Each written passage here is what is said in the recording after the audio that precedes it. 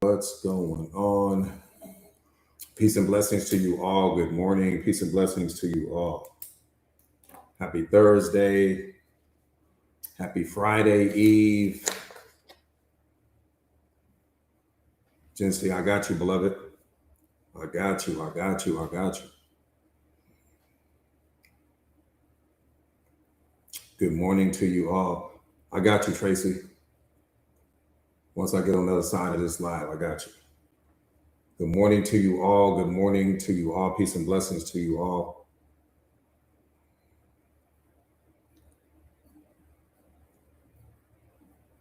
Happy Thursday. Happy Friday Eve. What's going on? What's the latest and the greatest? Nicole, what's up, beloved? Let's get it. Mindset Masters is in the building. Jency, I appreciate you, beloved. No, I see you. B57, let's get it. Yeti Berry, let's get it. Capri, Capo, let's go. Carry 601, let's go.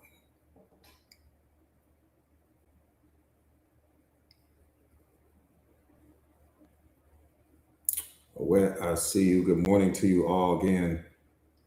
Yeah, it's Lion School time. It's Lion School time. Welcome to TED Talk on steroids. Sabrina's in the building. What's up, beloved? So good to see you. Spicy, I see you. Good morning to you guys. Again, good morning, good morning, good morning. Peace and blessings to you all. Peace and blessings to you all.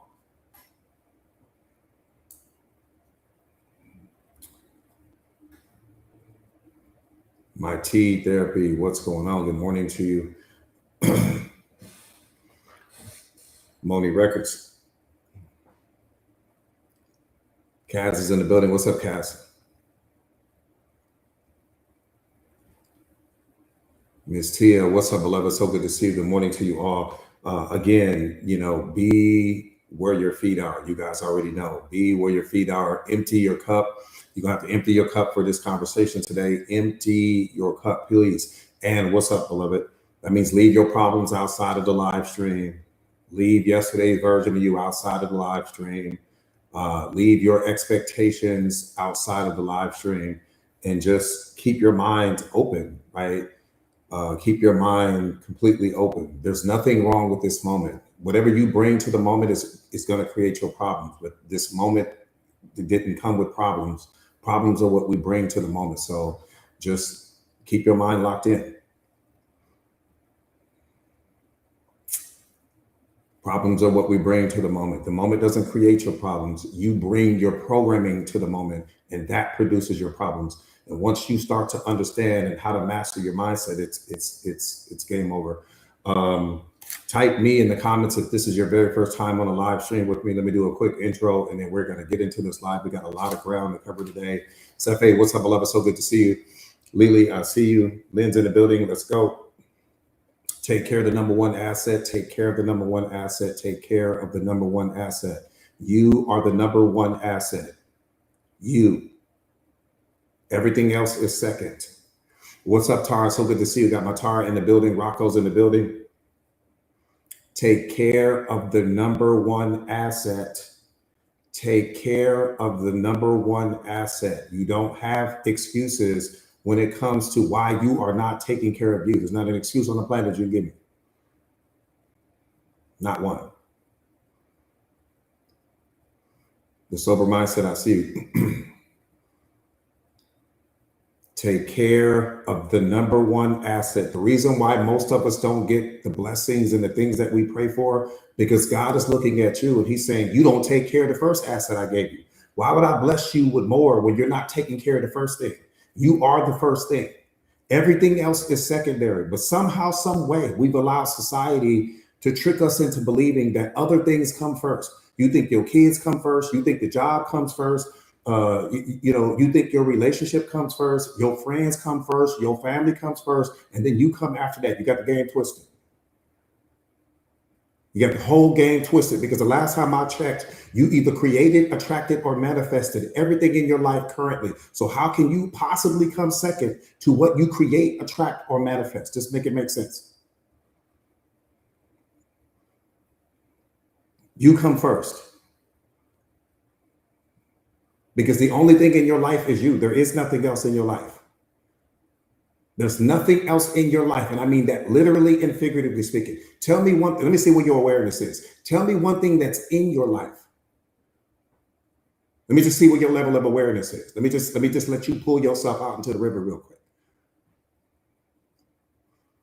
Let me see what your level of awareness is. Tell me one thing that's in your life.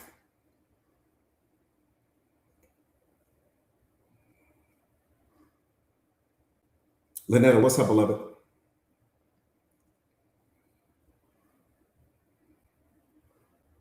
That part right there, whip girl, there's nothing in your life. There's only two things in your life, you and God. Everything else is only connected to your life through thought or emotion. That's it, that's all. Two things in your life, you and God. Everything else is an extension of your life. Your kids are an extension of your life. Your job is an extension of your life. Your relationship is an extension of your life. Your family and friends are an extension of your life. The extensions can never be more important than the source of your life. That's why we suffer, because we put the source behind the extensions. Everything else is an extension, meaning if you were to get on a plane right now, and you were to fly to the other side of the world and you didn't tell a soul, you'd be the only person on that plane. Nothing's in your life. Everything else is just an extension of it. I'm going to tell you who would be on that plane. You and God will be on that plane, but no one else. He's the one thing you can't walk away from. You can't walk away from yourself and you can't walk away from him. Everything else in your life is only connected to you through thought and emotion alone. That's it. Wake up out of your illusions. Please, I'm begging you. So when you're not the priority in your life, you're teaching other people that you come second. That's the whole point that I'm trying to make to you. When you are not the priority in your own life, you're teaching other people that you come second. And then we complain that people don't make us a priority. Well, you're teaching them not to. That's what you're doing. You're teaching them not to. Again, type me in the comments if this is your very first time. Rich, what's up, beloved? If this is your very first time on a live stream with me, type me in the comments. Do me a favor. Yeah, we get upset. Oh, people don't treat me right, and they don't treat me this way, and they don't make me a priority. They don't do for me what I do for them, and all this thing. Well, you're teaching them not to. When you put yourself in second, what do you think you're teaching other people?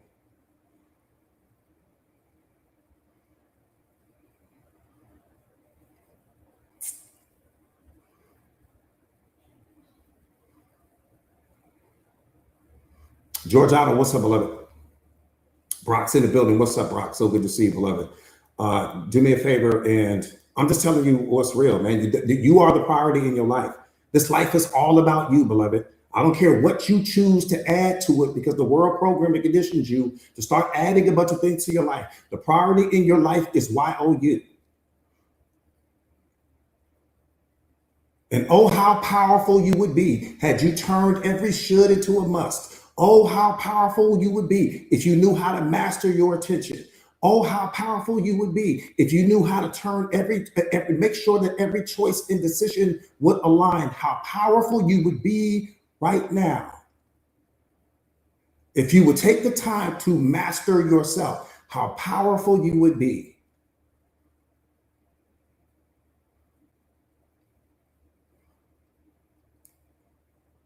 Yeah, forgiveness is a must, Maxie. I concur, beloved. I concur.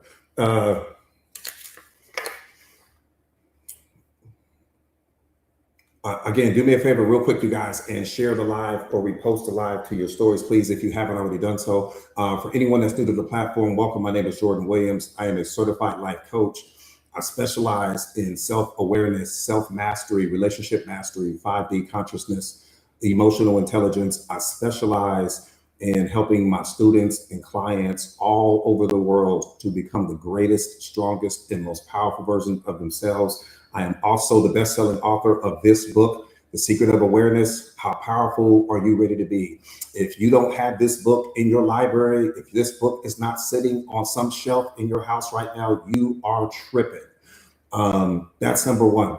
Number two, my purpose in life is to help you to discover yours. That's it. I cannot add value to you because no person on the planet can add value to what God creates. Let me say that one more time. There isn't a person in human history that can add value to anything that God creates. No person can add value to you. People can only come into your life and enhance the value that's already there. If you weren't loving yourself unconditionally, they can't bring unconditional love to you. If you weren't already happy before you met the person, they can't bring happiness to you.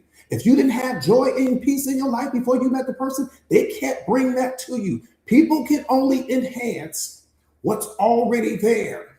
We suffer because we expect people to bring what we fail to repeatedly give ourselves. You don't have unconditional love in you, but you want the person to love you unconditionally. You don't have 5-star respect for yourself, but you want the world to respect you. You don't have discipline in your life, but you want this 5-star life from God, right? So that's what he's saying. The world will never give you what you fail to give yourself. Anything you're not willing to give you, you'll never get it from someone else. You are the ceiling. The version of yourself that you currently identify as is a reflection of everything that the world is going to bring you. So if you don't have unconditional love, don't expect it from other people. If you don't have happiness in your life, don't expect to get it from other people. If you don't have 5-star respect from yourself, do not expect other people to respect you. Look at your life right now, because it's a mirror image of what the world is going to bring you. So if I give myself unconditional love, the world can only mirror that. If I give myself 5-star respect, the world can only mirror that. If I give myself the discipline and the character and integrity, the world can only become my mirror. But they can't bring what's missing in me. And that's where we suffer. We want somebody else to come and put our lives together and come and save us and come and bring us this 5-star life. It'll never happen, beloved. And even if somebody does come into your life and they try to bring you something, you're going to be a slave to that person. You're going to have to walk, act, talk, and think exactly how they want you to do. And the moment that you don't, they're going to take that life back from you. So you're going to still be a slave to the person. You don't bow to man, you bow to God. That's it. You don't chase external validation. You validate yourself. That's it. You don't look for other people to believe in you. You believe in yourself, and the people will mirror the belief you have in yourself. That's it. I don't expect anything from you. Even in this moment, I expect nothing from you. I don't need you to clap for me. I don't need you to believe in me. I don't need you to like me. I don't need you to think that I'm smart or an idiot or whatever the case may be. I need nothing from you. So guess what? You have no power. And that's how God wants you to move through the world, where people no longer have power over you, where you don't care about people's criticisms anymore. You don't care if they don't choose you anymore because you choose yourself. You don't care if they believe in you or not because your belief is so loud, you don't know when theirs is missing. That's the whole art to the game. I have so much love for me, I'll never know when you take yours away. I have so much belief in me, I'll never know when you take yours away. I choose me, so I won't know when you stop choosing me. That's the point. I am fully self-contained. Are you? Or do you need people to validate you? Do you need them to choose you? Do you need them to love you? Do you need them to complete you? Do you need people to show up for you, or you feel some type of way if they don't? This is what I'm saying. Because if you do, you will slave to them people. You have no control over yourself. If you haven't mastered yourself, you've mastered nothing.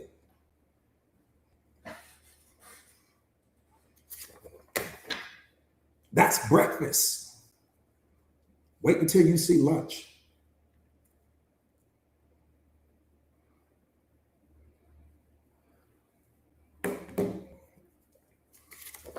Myra, what's up, beloved?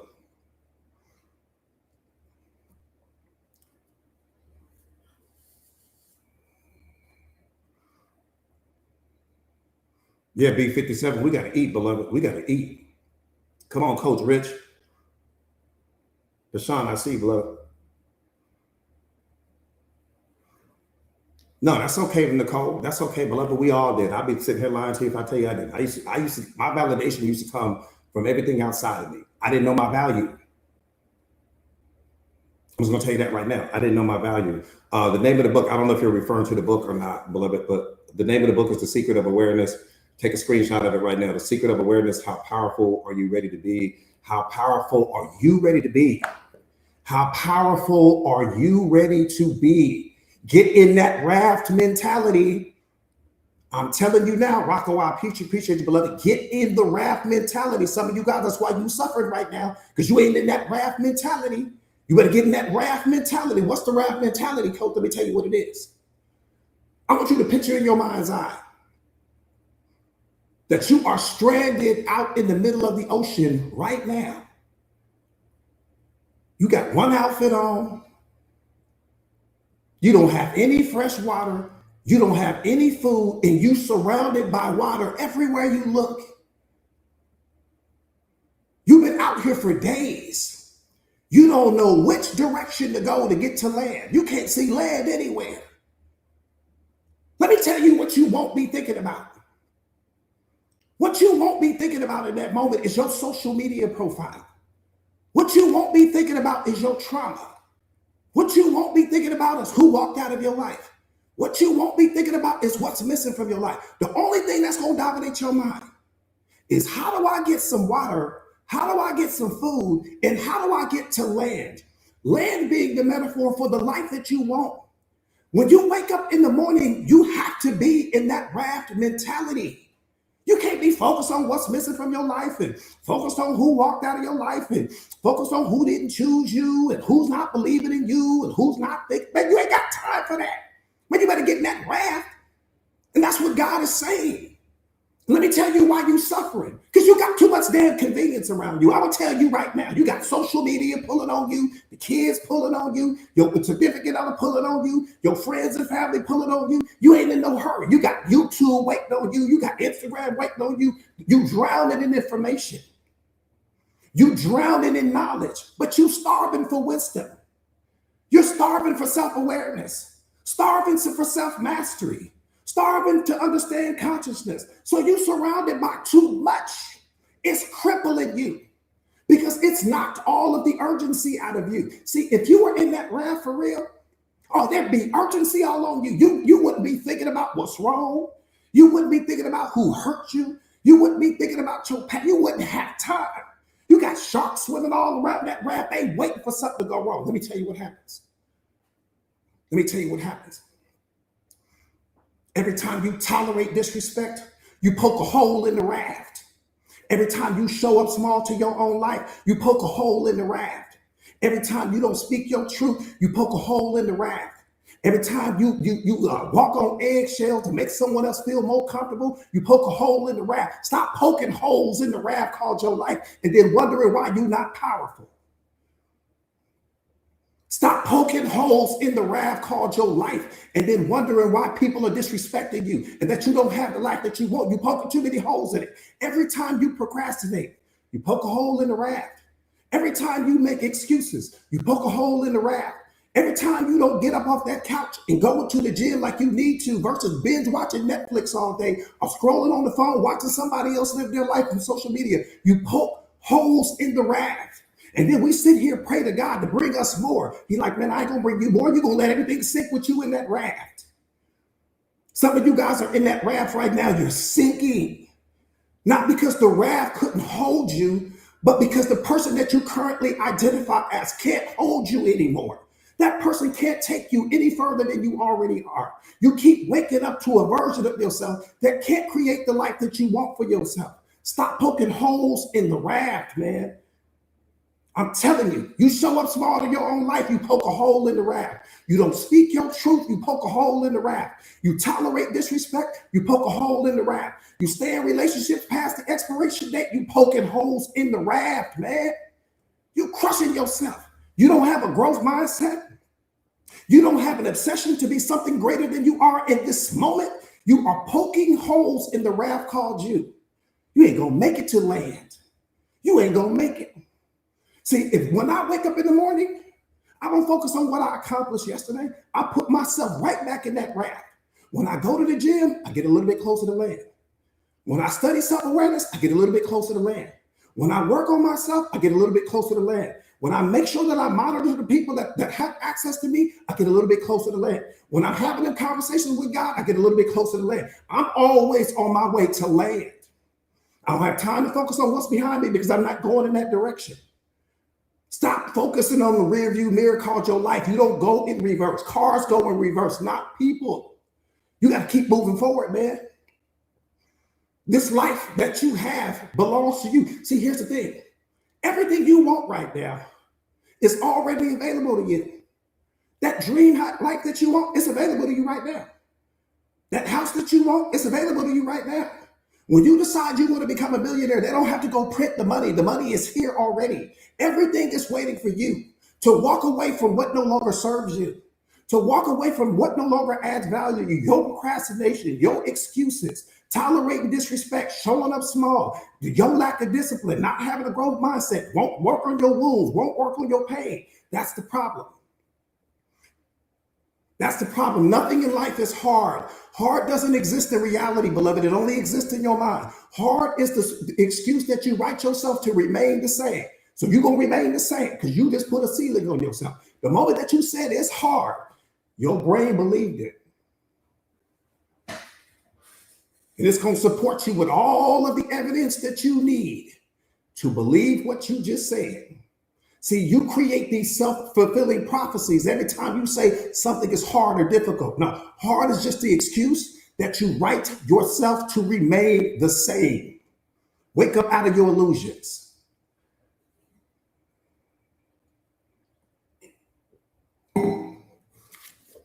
Ain't nothing God ever created hard. Hard exists in your mind. It don't exist in reality. Because what you call hard, somebody else calls easy. What you call pretty, somebody else calls ugly. What you call great, somebody else calls mediocre. All of that exists in your mind. It's a matter of perspective. Wake up. Do me a favor real quick, you guys, and share the live to your stories. If you haven't already done so, please. We still having breakfast. That's all.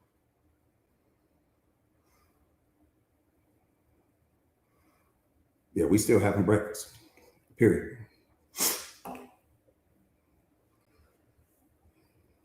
You're around the wrong people. That's why you calling things hard. You're around the wrong people. The bottom line. You're around mediocre people, so you're going to have a mediocre mindset. That's the problem. I hang out with lions all day. All day. I hang out with lions all day. I don't do hyenas. I don't do gazelles. I kick it with lions all day.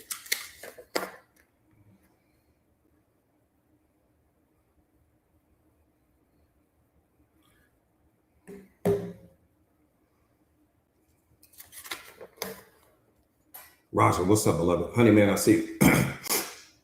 Yeah, welcome to Lion School. I wonder if you realize what's really going on. I wonder if you see it. I wonder if any of my students really understand what's happening here.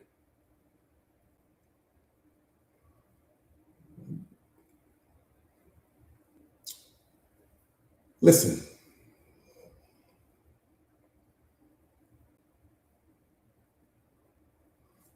God is going to transform you into something so powerful that your words become your wealth.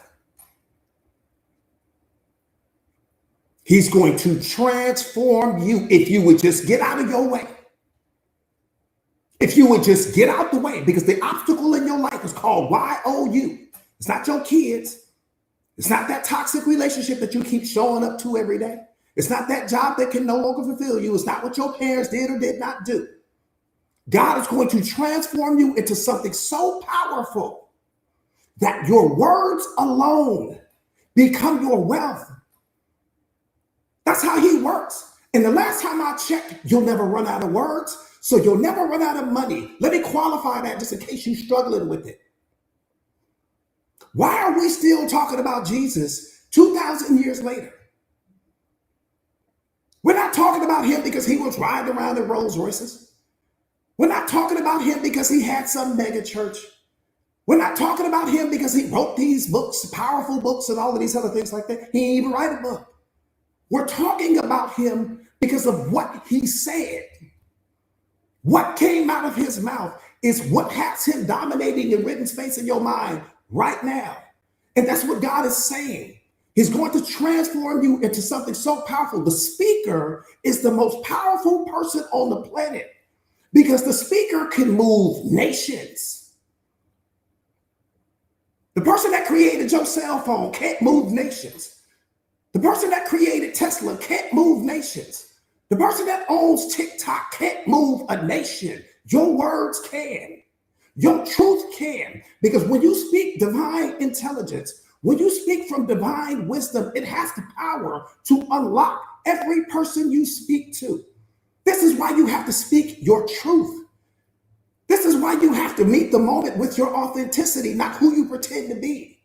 Because your truth will transform people, not who you pretend to be. Self-awareness transforms people, beloved. And that's what he's trying to do. He's trying to turn you into the speaker, where everywhere you go, it becomes a TED Talk. Everywhere you go, it becomes a motivational seminar.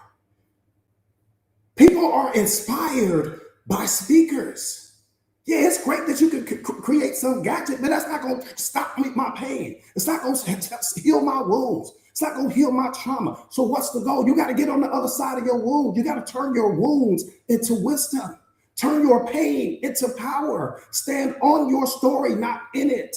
You standing in the story right now, just like the equivalent of being in the store. You in the story right now. No, you stand on top of your story. Because your story is the one he created you to tell. That's why this is important. Master that camera. Don't master the camera by scrolling on social media. No, master the camera. Because when you master camera coupled with what God is going to transform you into, then you can change this world. But you got to change yourself first.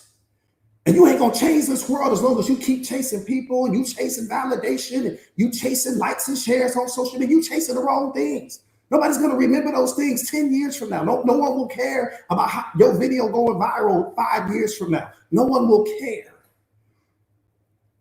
Master that camera that's sitting in your hand right now.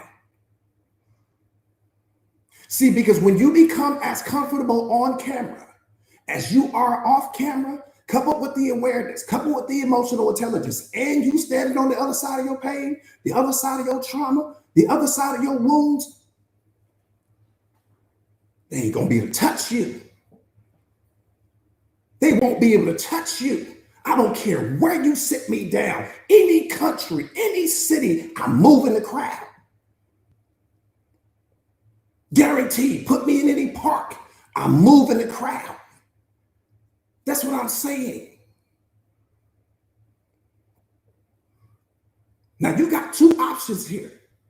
You can focus on who you're becoming, or you can focus on who you used to be, but you can't do both. And for some of you guys, that's why you're stuck. Because who you used to be, the person that you currently identify as right now, there's some value that you're still getting from that person. Maybe that person has attachments. Maybe that person is in a toxic relationship that you don't know how to get out of. Maybe that person, that version of you has some addiction that you don't know how to walk away from. Let me say this to you. Anything that you can't walk away from in this moment, you are a slave to. Anything that you can't walk, I ain't talking about your kids. Anything that you can't walk away from in this moment owns you. So God is looking at it like, who do you serve? Me or that thing that you do in the dark when no one else is watching? Because I'm confused. You can't walk away from me and you can't walk away from the thing. So who's controlling you? That's what I'm trying to wake you up to. There's something that you're doing in the dark when nobody else is watching that you can't walk away from. If you can't walk away from it, beloved, you don't have control over yourself. The thing does. Anything that you can't remove yourself from in 30 seconds owns you. That's where your work is. The obstacle in your way is the way. What stands in the way is the way. What stands in your path is the path. That toxic relationship is in your way. That's the path. It's the thing he wants you to eliminate. That body that you didn't gain 100 pounds on or whatever the case may be is the path. It's the thing he wants you to eliminate. That thing that you do in the dark that you can't walk away from, that's the path. That's the thing you have to eliminate because of who you become on the other side of it. You can't become who he needs you to be until you let go of who you used to be. You can't serve two masters, beloved. I'm telling you that now. You cannot serve two masters. And for some of you guys, you're serving two right now.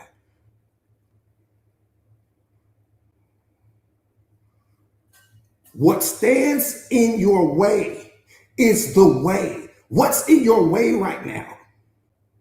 Is it a toxic relationship? Is it your procrastination? Is it the excuses that you make? Is it you not having a growth mindset?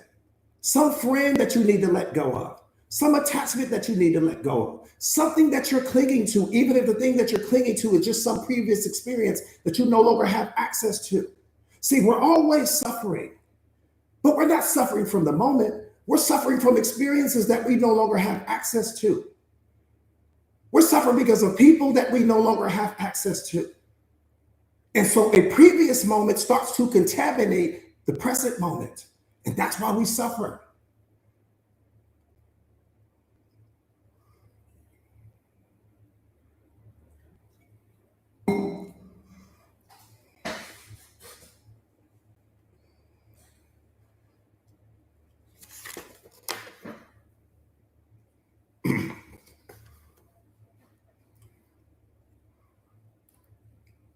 You're already who you need to be, but you won't allow yourself to be it.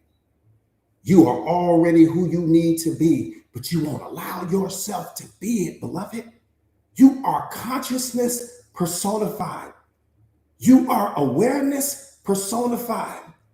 You have a spirit that's more powerful than anything that man has ever created. Don't ever compare yourself to anything outside of you. But you won't allow yourself to be it. You won't allow yourself to be it. You keep reminding yourself about what you don't have, about what's missing, about what broke you. You got a story running on repeat about you broken and all these other things like that. There's nothing broken. You can't break spirit. You can't break spirit, beloved. I don't care how hard you try. Spirit is pure source energy. You can't damage that. You can't hurt that. You can't recreate that. Nothing you can do to that version of you, the real you. Who you currently identify as is only a series of thoughts, beliefs, impressions, attitudes that you've kept on repeat for so long that you call those things me. They hurt me. They lied to me. They betrayed me. And then your ego has you trying to heal your me. You can't heal your me because your me is not a solid self in you. If I told you to pause right now and find what's broken in you, you wouldn't be able to find anything. You would only find thoughts about yourself, images of yourself, beliefs about yourself, impressions, but nothing solid, nothing that we could fix, nothing that's broken. It's just a story you've created in your mind. And you've repeated that story for so long that it has crystallized into a belief. How do beliefs get created? Beliefs get created. A belief is just a thought that you've crystallized in your mind. It's a thought that you've rehearsed for so long that it's become real to you. And just because you believe something doesn't make it the truth. It just makes it your truth. You're out of alignment with the truth of who you are. That's why you suffer.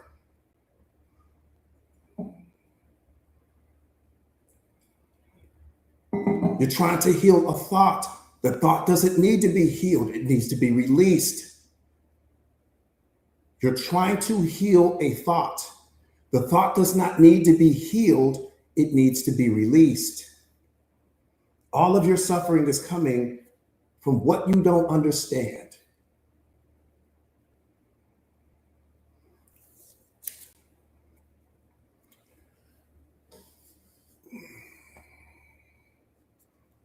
That part right there, beloved, daughter of Most High, that part right there, like that.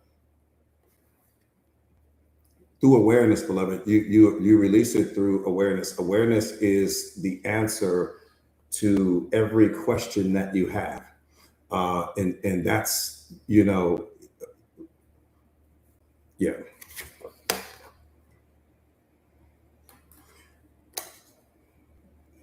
All right, let's get busy.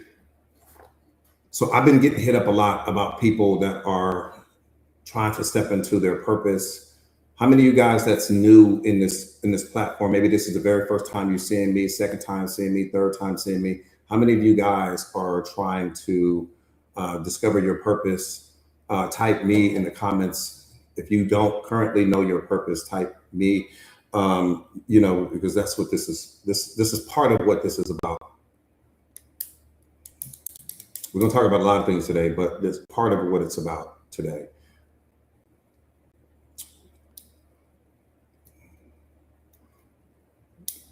A lot of people, lot.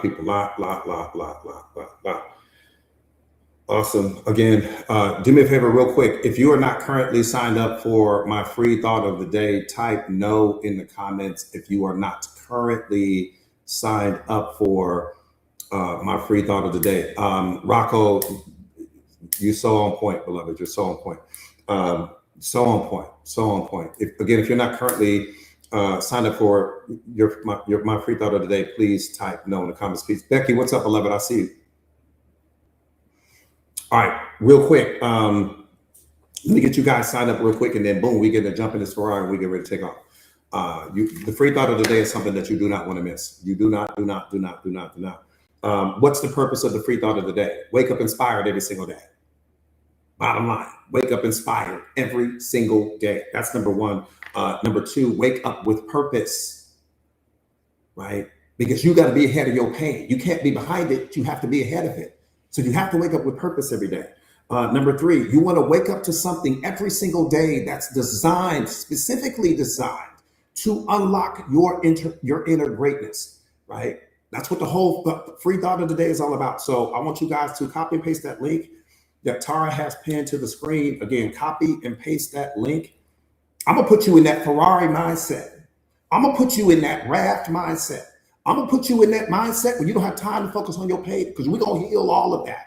Okay. But it all starts, you got to start somewhere. So start with the free thought of the day.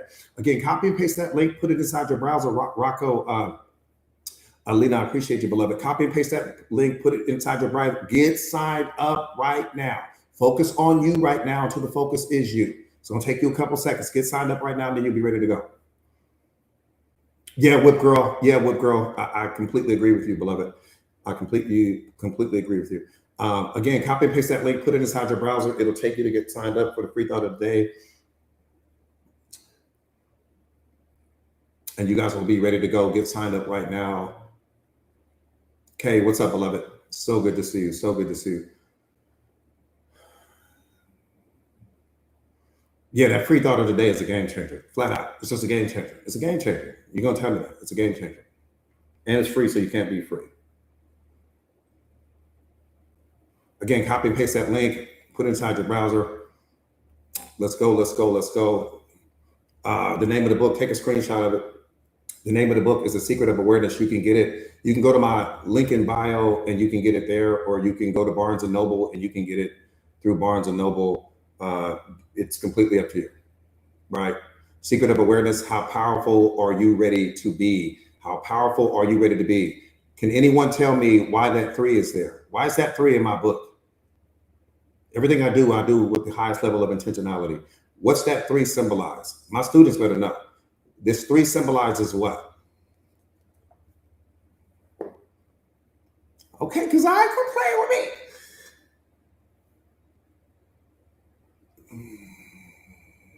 Okay, Miss Tia. Come on, T-Benz. T-Benz, I do you. T-Benz, my man. I'm about to jump through this screen. Maybe what I do. T-Benz, I was coming through that screen. You was gonna have to call T-Mobile. We was gonna crack that screen. I'm telling you right now, we was gonna crack the screen. It's gonna get cracked. I'm just gonna tell you that right now. We was gonna crack the screen. I was gonna come straight through that bad boy. Janico, I see, beloved.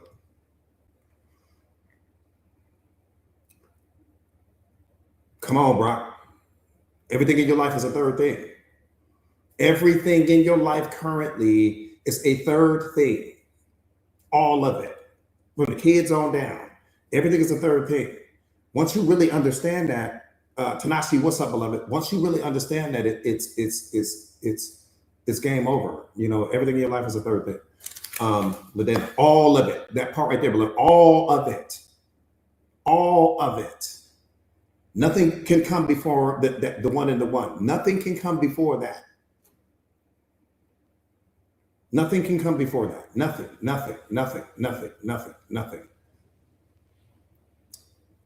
Alejandro said, what do I mean? So the combination of you and God is what creates everything in your life. God plus you, the combination of those two is what creates every third thing. The kids come from that. The job comes from that. The cars come from that. The houses, the money, the jewelry, all comes from that. Everything comes from that original relationship. Here's what happens. When you lack self-awareness, you forget about that. And then you go out and you make it about you. You make it all about you. I did this and I did that. And look at me, like me, follow me, place me on some pedestal in your mind. And we forget about him. We'll remember him when we having problems. We'll remember him when we lose the money.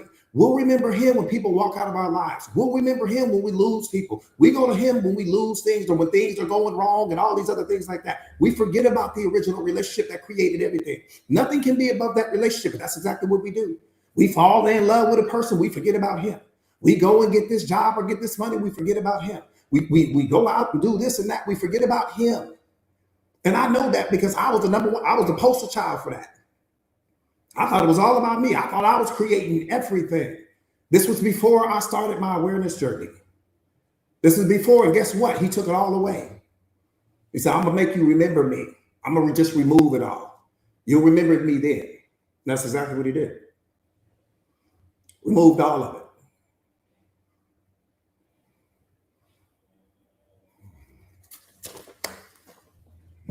So, you know, again, you don't put anything above that relationship, but that's what we do. If you're in that toxic relationship right now, you're putting that relationship above him. If you're chasing validation and chasing love outside yourself, you're putting something above him because everything comes from you. Everything comes from you. Daystar, what's up, beloved? All right, let's get busy, getting busy. Letitia, what's up, beloved? All right, so again, I've been getting hit up so much with respect to purpose and people. My purpose. And this is going to sound crazy when I say this, but your purpose is not what's important right now. That's not the thing you need to be focused on at all. Not even kind of, sort of. It's not purpose that you're looking for right now. What you're looking for right now is calling. Not purpose, because if we don't answer that bell, we never make it to purpose, right? We never make it to purpose. See, this is where most people get it confused. Calling is not your purpose. Let me just set the record straight right now. Calling is not your purpose. Calling is the invitation that God is ready for you to become the person that he wants you to become. One more time, calling is not your purpose. Calling is the invitation to you from God that he is ready for you to become the person that he created you to be. I'm gonna tell you what's so beautiful about it. Okay, let me say it this way. I'm gonna tell you what was so beautiful about it when it came to me. He let me go out and have all the fun. Yeah, go have all the fun. Go do it your way. Go plan how you want to plan. Move how you want to move. Yeah, go do it your way. I'm going to let you fail and fail and fail and fail and fail. Win this and lose that. Gain money and lose that. Gain houses and lose that. Gain cars and lose that. Gain people and lose that. It was always gain, lose, gain, lose, gain, lose, gain, lose. Every time I'm scratching my head like, damn, how do I keep getting to the top of this mountain? And then I keep coming back down. Get to the top of the next mountain. Come back down. Get to the top of the next mountain. I'm like, damn, what's going on? It ain't like I had some drug problem. Now I can understand if I was addicted to some drug and I'm moving through the world like that, it would have made total sense to me. It would have made all the sense in the world. But I'm like, I don't have no drug problem. I mean, I drink every now and then, but damn, I don't have to have people taking me home because I'm some alcoholic. So that's not the problem. So I didn't understand. I was doing it without him. That's what he was trying to teach me. I was doing it without him. See, you can go out and gain all kind of things without him. But guess what? You're going to still be empty. Some of you guys are doing that right now. Come on, like, oh, we ain't going to do the truth. I'm just asking, we ain't doing the truth today? Truth can't be a part of this conversation. That's what we're saying.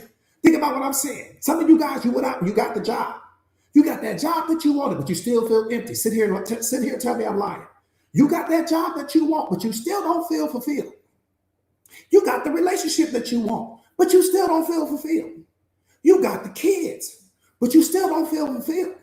You got a certain amount of money in the bank account that's got you comfortable right now. Maybe you got a 401k or you got some Roth IRA put somewhere, but you still don't feel fulfilled.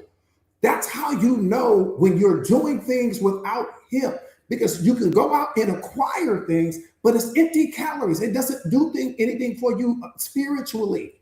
You still feel empty. You still feel like something is missing. And for some of you guys, you've been climbing the mountain, but you've been climbing the wrong mountain. It wasn't the mountain he wanted you to climb. It was the mountain that the world told you to climb. The mountain that society told you to climb. And you climbed that mountain because you wanted people to think you were a success. Maybe you were trying to impress your parents. Maybe you were trying to impress other people. Maybe you wanted people to see you as a success, see that you made it. Made it where? That you became something. Became what? By whose standard?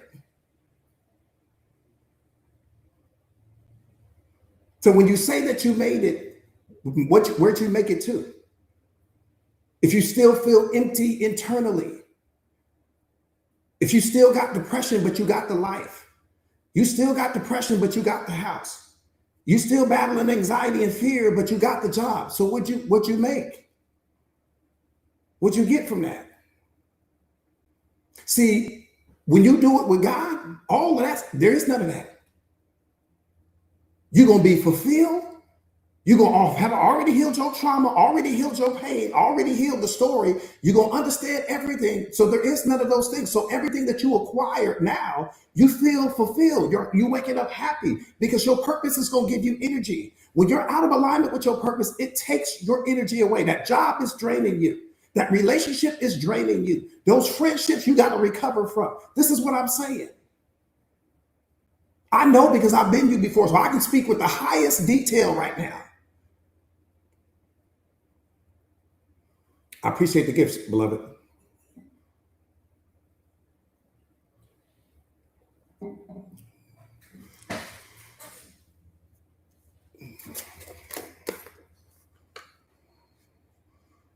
Yes, Star, I completely agree with you, beloved. I completely agree with you.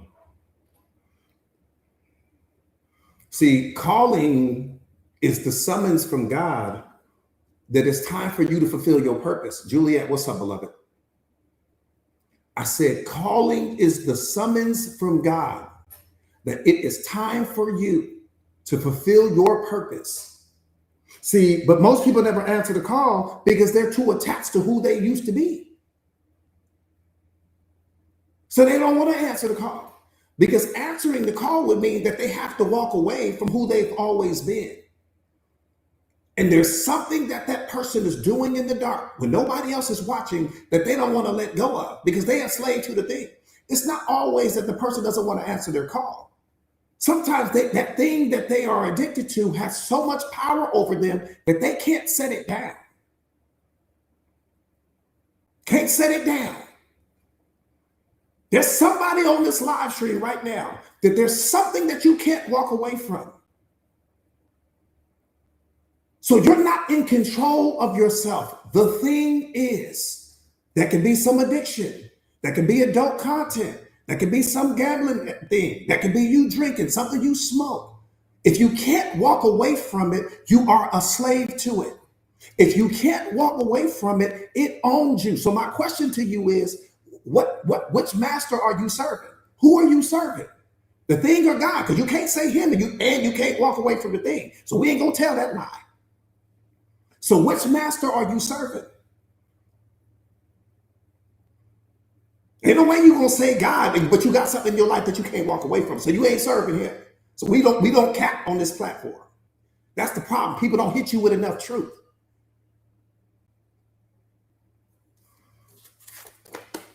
And I had to face this. In order for me to become the person that I am right now, there were some things I had to let go of. There were some things I had to walk away from. And I'm telling you now, them things had me in a headlock. I couldn't walk away. So God was like, well, you don't have to walk away from the thing. Here, I'm going to tell you what's crazy. He's not going, Miss, oh, what's up, beloved? He's not going to make you put the thing down. That's what he won't do. He's not going to make you set that thing down, that thing that you bound to in the dark. He's not going to make you set it down. That's why he gave you free will. Exactly, Jazz. He's not going to make you set it down. But that's going to be the number one thing and the number one reason why you never become who he created you to be. Is it worth it? I'm just asking you, is it worth it? I'm not asking you to set it down. I'm just asking you, is it worth it? That thing that you bow into, is it worth your calling? Is it worth your purpose? Is it worth your destiny? Is it going to fulfill you more than your purpose and your calling could? Because that's what it's costing you.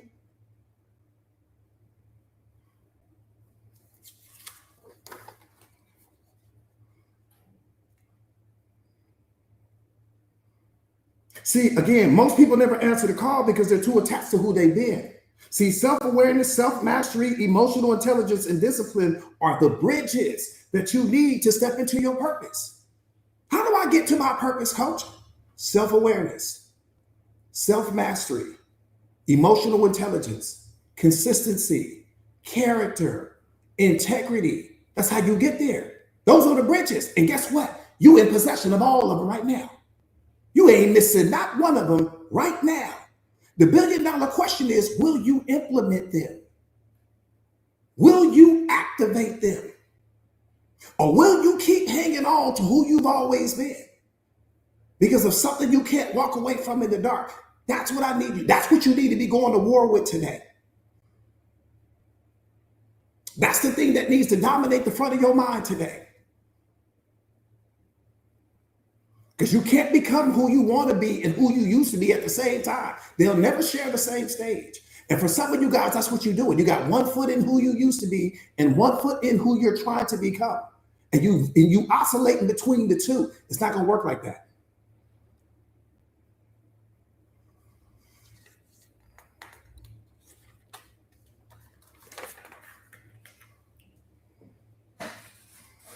Come on, Jazz, you on fire today. Yeah, you can't be lukewarm with this.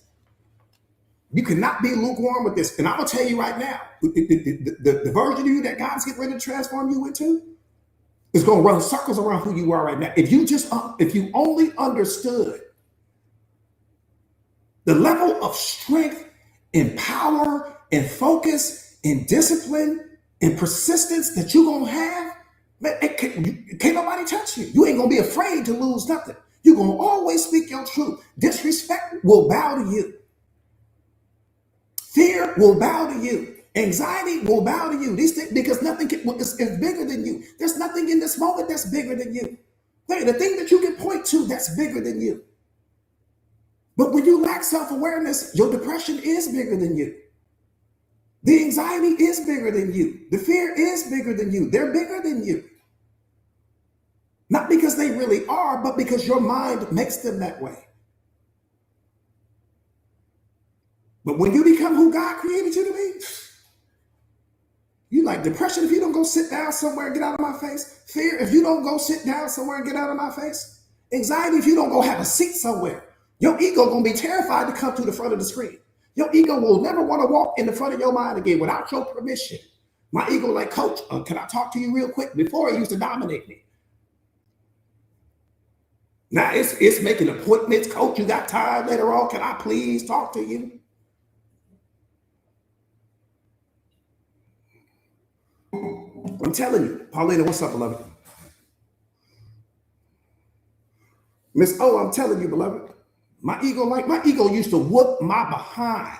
had me all out in the future, creating my anxiety, all out in the past, creating my depression. Shoot. When I became that version of myself that God created me, everything bows to that version of you. Nephew, what's up, beloved? I'm telling you, everything bows to that version of you, starting with people.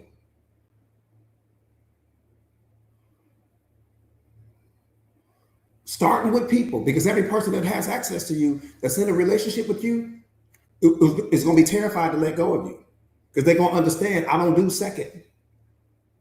I'm not going to let you show me twice what you already showed me once. That's not going to happen. I got Uber on speed dial, so it ain't nothing for me to jump in Uber and go and build my life somewhere else. I'm not going to keep showing up small in this situation. See, that's a whole different mentality. See, one more time, people can only match what you bring to the moment.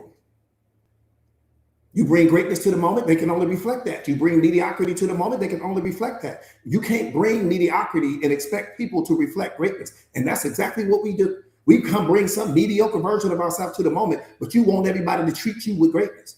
Place you on some pedestal, but you won't do it for yourself. What you bring to the moment is what you get from the moment. You need to write that down. What you bring to the moment is what you will receive from the moment. No more, no less.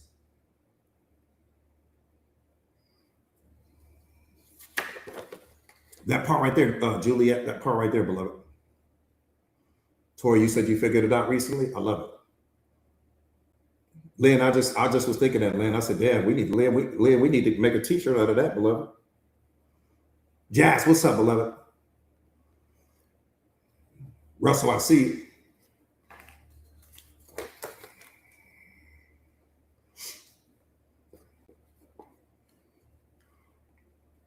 All right.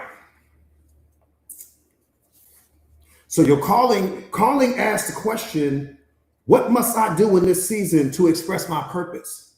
Calling asks, what must I do and who must I become to step into my purpose? See, that's what calling is all about. Who do I have to become?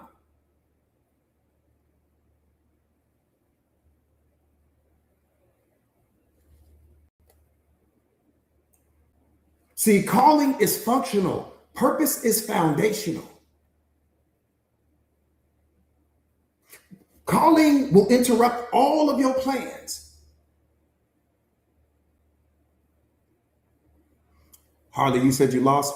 Where you lost at? Let me see if we can get you back online. Hopefully Harley is not an NPC. Please don't be an NPC. Please. Okay. Well, just hang in there. You probably knew. Hang in there. I got you.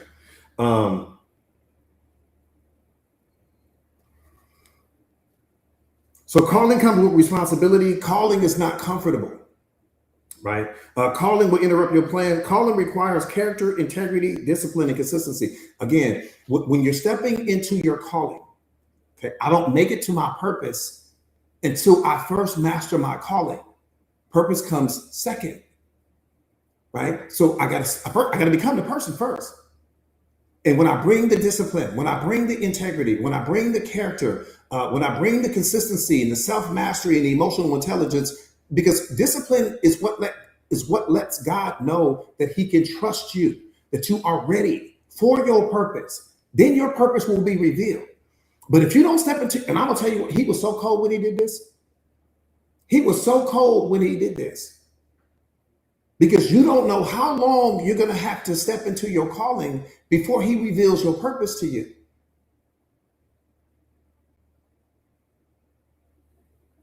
You have no idea. So he going to know whether or not you pretending just so that you can get to your purpose. He's going to know. He was so cold when he did that. For each person on this live stream right now, that time frame is different. So don't go off what somebody else said. Oh, it only took me 6 months, or it took me 3 months, or it took me what? Don't go off what they said. Angela, what's up, beloved?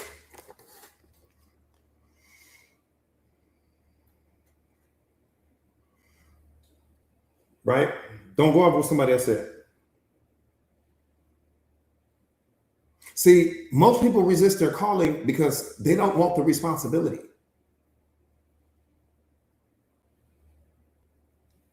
They don't want the responsibility, right? They don't want to become the most disciplined version of themselves. But that doesn't make sense to me.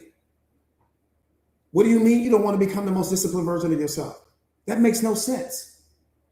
I don't want to become the most disciplined version of me, coach, but I'll continue to bow to fear. I don't want to become the most disciplined version of me, coach, but I'll continue to let my ego dominate me. I don't want to become the most powerful version of myself, coach, but I will continue to show up small and shrink in my life and walk on eggshells when I get around certain people, but I don't want to become the most disciplined version of me. I appreciate that gift, beloved. Angela, I appreciate you. That just doesn't make sense to me. That makes no sense to me. I don't want to do the work to become self-aware and to become a master of self. I'll just continue to go to the therapist and let them tell me who I am. That doesn't make sense to me. I can't wrap my mind around that. Maybe it makes sense to you. I don't know. Johnny, what's up, beloved?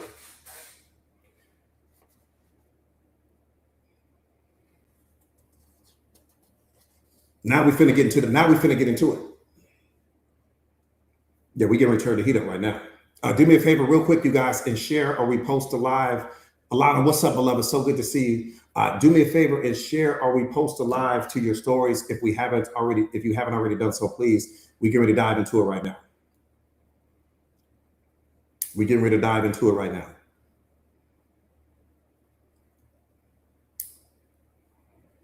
Again, do me a favor and share or repost the live to your stories if you haven't already done so, please. We getting ready to go. We get ready to jump in the space shuttle right now. I'll tell you that now. If you're afraid of heights, you might want to get out. Scroll down the street where they're doing TikTok dances and roasting marshmallows and all of that.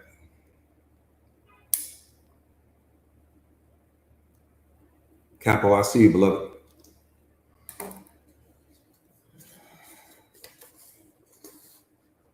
CSO, I see you. Rosie said, let's go. Juliet said, let's go. Here we go.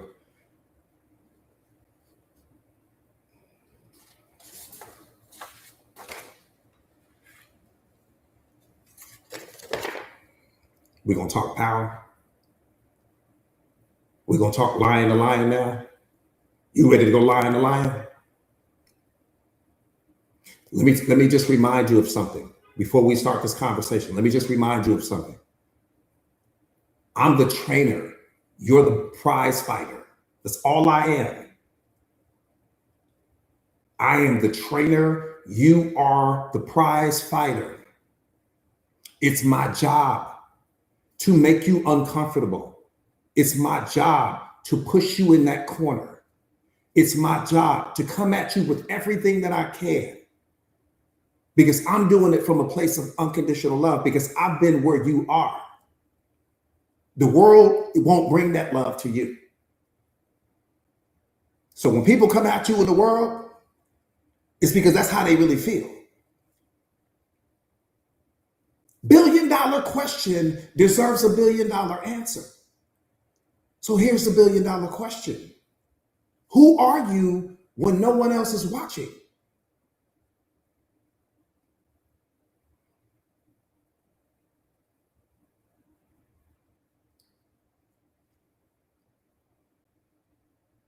That's what's important. That purpose that you're talking about, becoming the most powerful version of yourself, that's what we're talking about here. Man, we're talking about strength and power here. So let's talk lion to lion. I don't want to know who other people think you are, because that's not who you are. So we're not focused on that. Not who you present yourself as on social media. I don't want to know the Instagram version of you. That's not who you are. That's who you promote yourself as. Not who you claim to be in the office, in the church, or in public gatherings. That's not the real you. See, who are you when there's no audience, no applause, no accountability, and no immediate consequences. Because character is not revealed in public. Character is revealed in private. See, the true measure of a man or a woman is not what they do when they're being observed. Anybody can act right when they're being observed. Your kids do it all the time. Who are you when you are completely alone with your choices?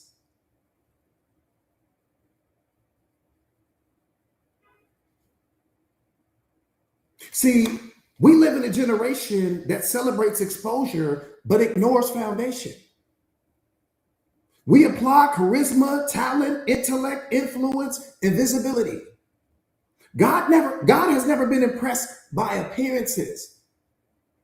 God has always been concerned about the invisible because the invisible eventually governs what's visible. This is what I'm saying to you.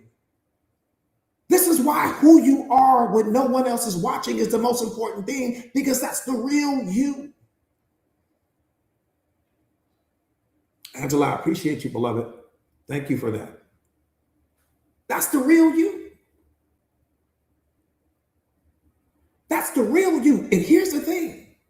Who you are in the dark, that thing you can't walk away from, that thing you can't let go of, will eventually dominate your light.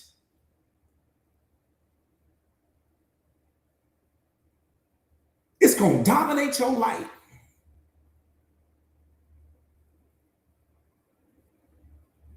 And for some of you guys, your dark is dominating your light right now.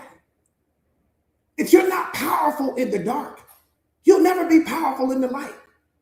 If you're not phenomenal in the dark, why would you expect that to be phenomenal in the light?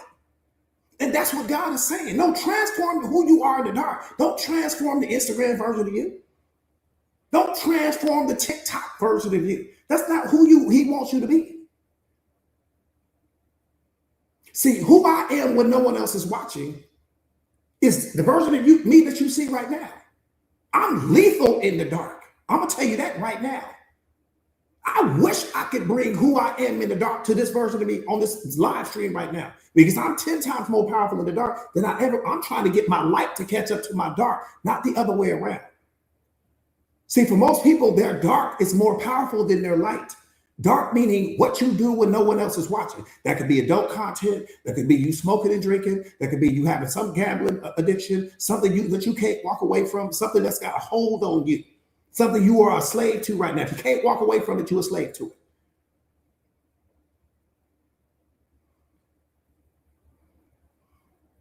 So what I had to do, see, I was better in the light than I was in the dark. I was weak as hell in the dark. That's why I lost everything in the light. That's what I'm trying to get you to understand. I lost everything in the light because of who I was in the dark. I wasn't powerful in the dark. I was weak in the dark. I was powerful in the light. Oh, if you see me in the light, you'd be like, oh, this dude got it all together. His whole life got to be perfect. He driving exotic cars and living in this house and living in this house. He around these celebrities. He got to be powerful. But when nobody else is watching, weak as hell. Weak as hell. They used to be captain. Ain't nothing to cap for.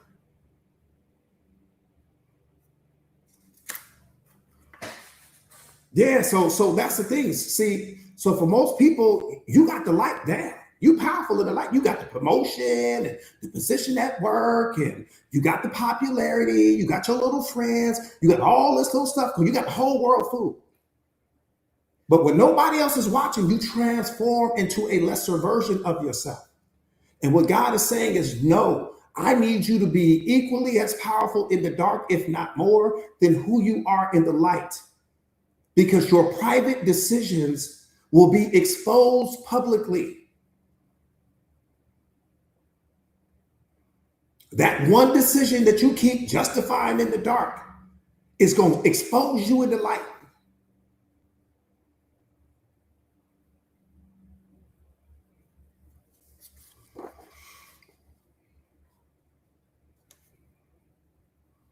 See, you can fool people for a season, but you cannot fool the truth forever. You can fool me all day long, but you ain't gonna be able to fool the truth. You got to get to the truth of who you, that's if your goal is to become the most powerful version of yourself. If that's not your goal, then this conversation is not for you. You can manage an image temporarily, but you cannot escape character permanently. See, this message is not about motivation. I'm not here to pump you up. This message is not about self-improvement techniques. And this is a destiny message, because you never make it to your destiny if you don't master your dark.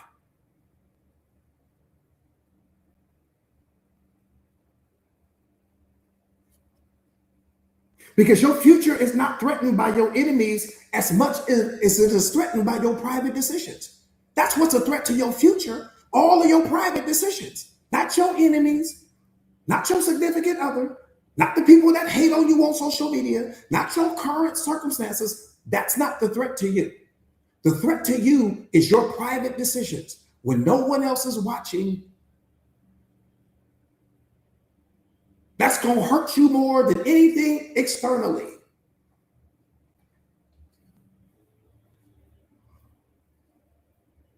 See, many people spend their lives praying against opposition while ignoring compromise. They're afraid of systems and conspiracies, yet the greatest danger to their destiny is the one decision that they keep justifying in the dark. For some of you guys, not all of you, there's a decision that you justify in the dark to keep doing that thing that you're doing. And that thing owns you. You're a slave to that thing. Angela, I appreciate you, beloved.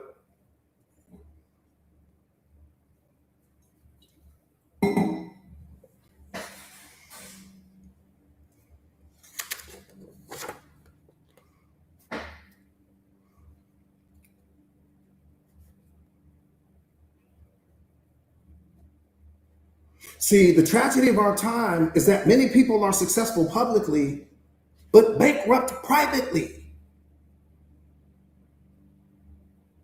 Yeah, we've got the life, but we're emotionally bankrupt. Yeah, we got the career, but we're emotionally bankrupt. Emotionally bankrupt meaning that you're still dealing with the depression. You're dealing with the anxiety. You're dealing with the suffering. Yeah, you got you got the light figured out, but you haven't taken care of your dark. And your dark is what gives your light significance. See, that's the part of us that we avoid the most. We don't want to deal with our pain and our suffering and our childhood trauma. We don't want to deal with that, but that's what's going to make you powerful. See, you've got to fully integrate who you are. Your dark and your light are not separate. They're opposite ends of the same stick.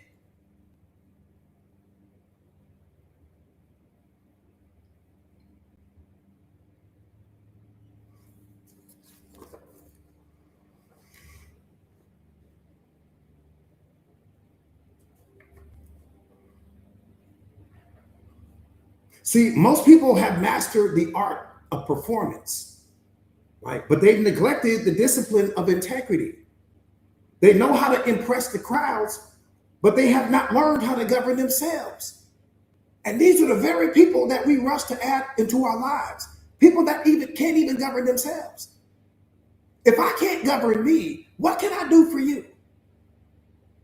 Other than project my pain onto you and project my trauma onto you and project all these things I do in the dark onto you. We talk about the 1 versus the 99. People will tell you 99% of who they are, but that 1% that they don't tell you is something that's going to come from their dark.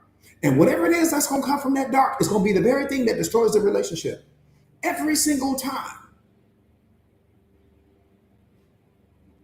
Every person you meet is only giving you 99% of who they are. That 1% that they don't tell you about, that you won't learn to after you fall in love, after you're already emotionally invested, after you're already invested spiritually and energetically and mentally and all these other things like that, that's when you're going to meet the 1%. And that 1% is going to be something that you were not prepared for, something that you didn't see coming. But by this time, you already in the relationship mentally, emotionally, spiritually, financially. You already in it. And then your ego is going to convince you that you can change the person. But you can get them to go back to being who they used to be in the beginning. Newsflash, they were never who they used to be in the beginning. They ain't never been that version of them. They became that version of them for you. They became that version of them to get you to fall in love. And once you fell in love, they went back to being who they used to be. Truth is at the door.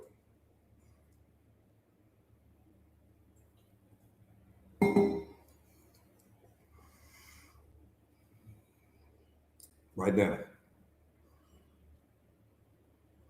This is why I tell you guys why self-awareness is so important. Stop rushing to put yourself in a relationship if you haven't healed yourself. Because if you haven't healed yourself, you're going to only attract unhealed people. Unhealed people attract other unhealed people. Broken people attract broken people. Healed people attract healed people. Choose what you want for your life. Healed people don't attract broken people. And broken people don't attract healed people. Choose what you want for your life. Pam, what's up, beloved? I'm telling you, Brock, I see you, beloved. Once you heal yourself, you'll never have another toxic relationship. Won't be no more toxic. All that's over with because you're operating on a different frequency than the person that's it's higher mind, lower mind. There's only two stages of life that you can be operating from. You either operating from higher mind or you're operating from lower mind. If you're operating from lower mind, that's ego, that's programming and conditioning, that's your pain and suffering, your trauma, all of the failed relationships, the negative experiences that you've had, that's all lower mind. 99% of the people walking around the face of this earth currently are operating out of lower mind. Only 1% operate out of higher mind. And that's what I'm trying to help you guys get to, higher mind. Once you step into higher mind, you no longer attract people that operate out of lower mind. That doesn't make you better than them. It just means that you took the time to put in the work. That's all that means. So right now in this moment, you're either operating from, there's no in the middle. You're either operating from lower mind or you're operating from higher mind.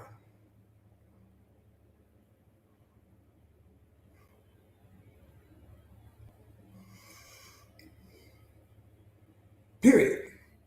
So if you don't slow down and put in the work on yourself and love yourself enough to transform you, you're going to continue to attract toxic people, beloved. Not because the universe is punishing you, not because God is punishing you, not because the world is punishing you, because you are punishing you. Your procrastination is punishing you. Your excuses are punishing you. The hard story that you create in your mind because you don't want to put in the work is punishing you.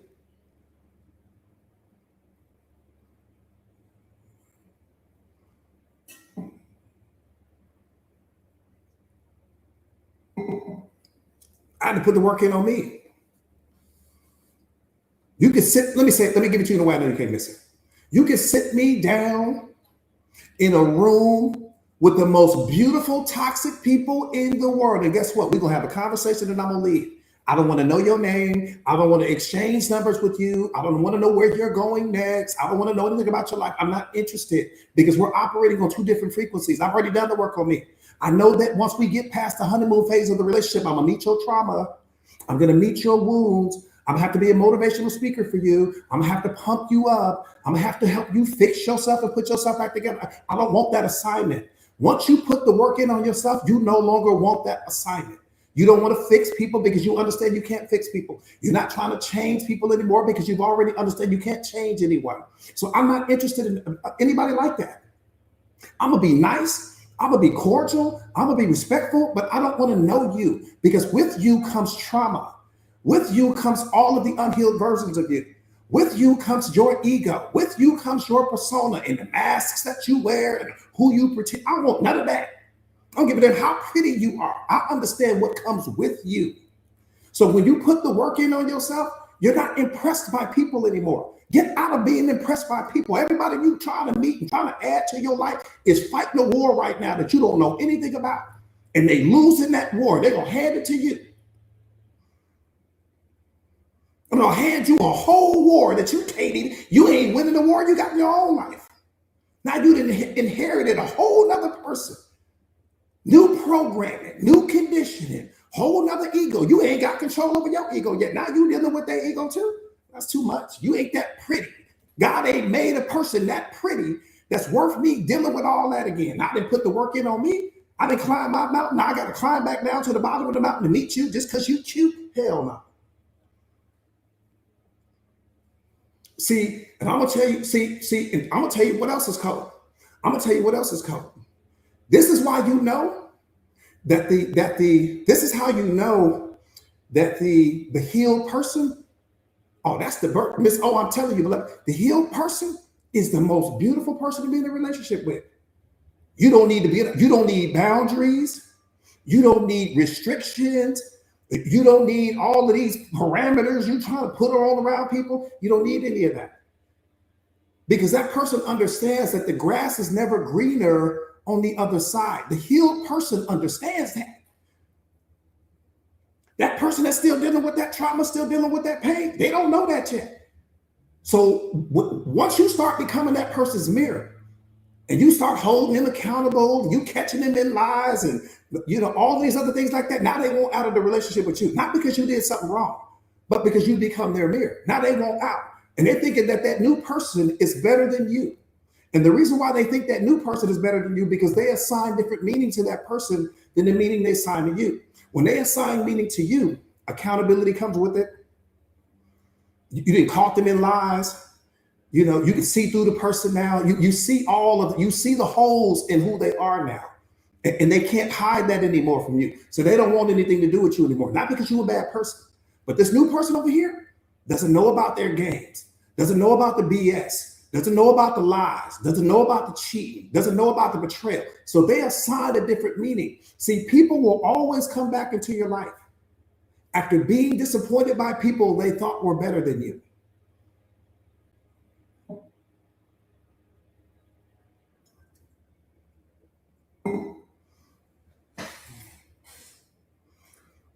Myra, I'm telling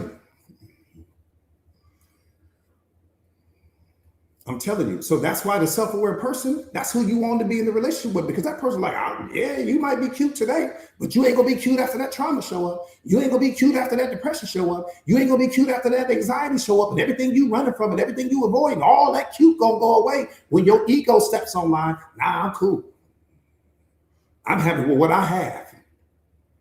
I'm telling you, the self-aware person is not interested in meeting anyone new. They have no desire to meet new people. Not from a romantic perspective. When they're already in a relationship, they're not interested in that. They're just not interested.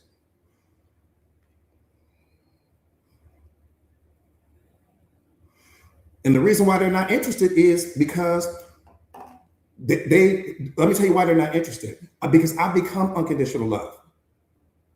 I become happiness. I become peace. I become abundance. I become joy. I'm not looking for those things outside of me. People that jump in and out of relationships, they jump in and out of relationships because you don't know how to give yourself the love.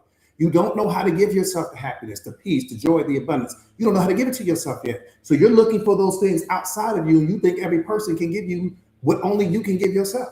I appreciate that gift, beloved. Thank you. Life of Judah, what's up, beloved? So good to see you. Trina's in the building. So good to see you. Cookie, I see you, beloved. Tam, I appreciate you, Tam.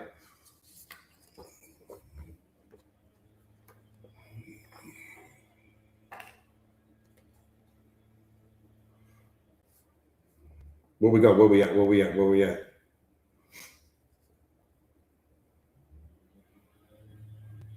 So I was saying earlier, God, Bella, what's up, beloved?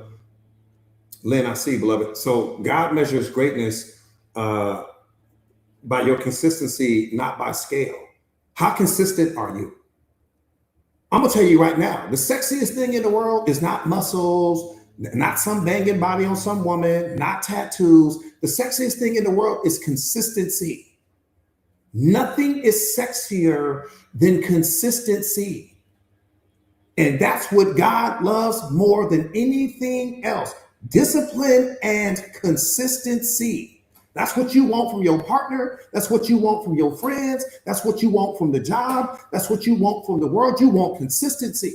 Nah, don't give me all these different versions of you. Today I get this version of you. Tomorrow I get this version of you. Today I get your pain. Tomorrow I get your happiness. Next week I get your depression. This week over here I get your joy. Nah, I get too many things from you.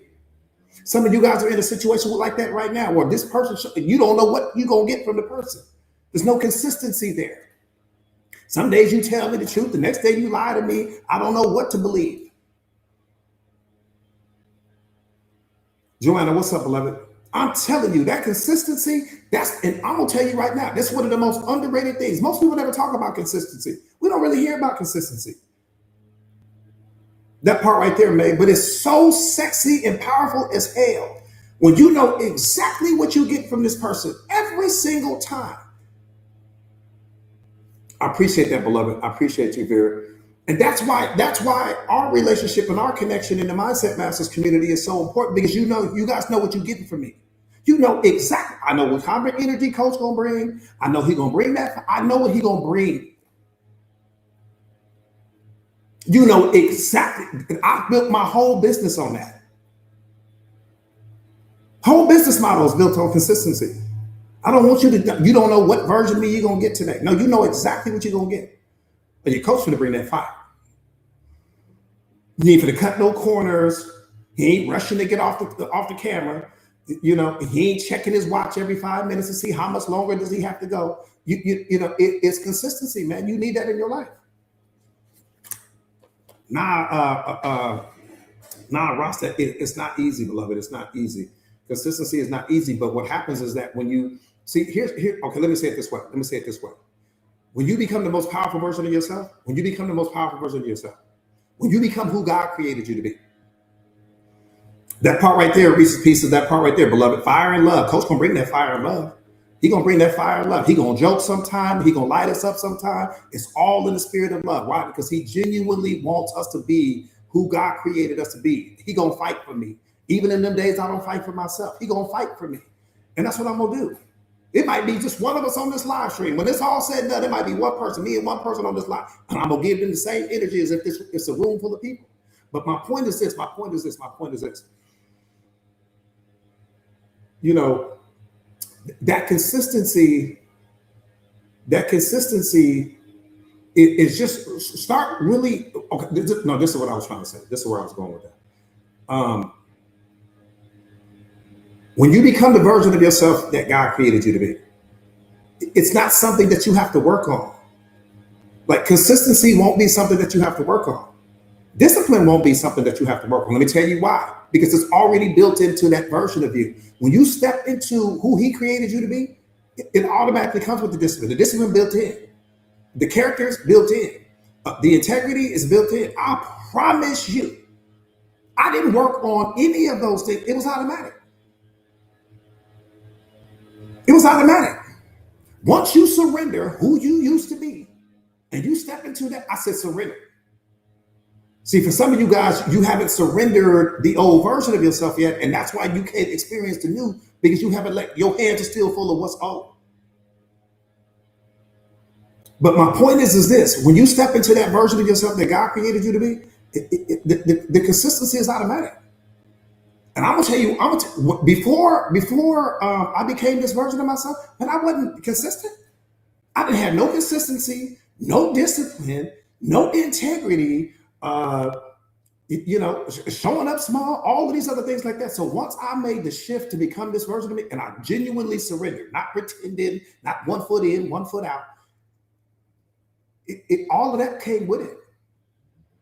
So even if you smoke right now, if you drink right now, if you all of these things, this is why I tell people all the time, don't fight with those things right now. Keep showing up, keep being consistent.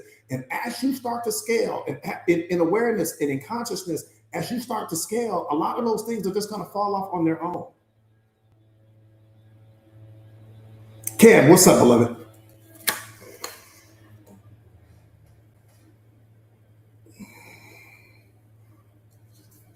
Yeah, Miss Tia, a lot of it I'm not going to say all of it, but because I don't want to say false hope, but I'm just saying a lot of things just going to fall off, beloved. I was partying and smoking and drinking and all of that just stopped. And it wasn't like God forced me to do it. It was none of that. I just woke up one day. I just no longer desired to do it. Percy, what's up, beloved? That's family right there. I just no longer desire to do it. You know what I mean? So that's why I say, if when you in it for real, it's gonna fall off. If you got one foot in and one foot out, it's not gonna work for you. I'm gonna tell you that now. I'm just gonna give you that news flash right now.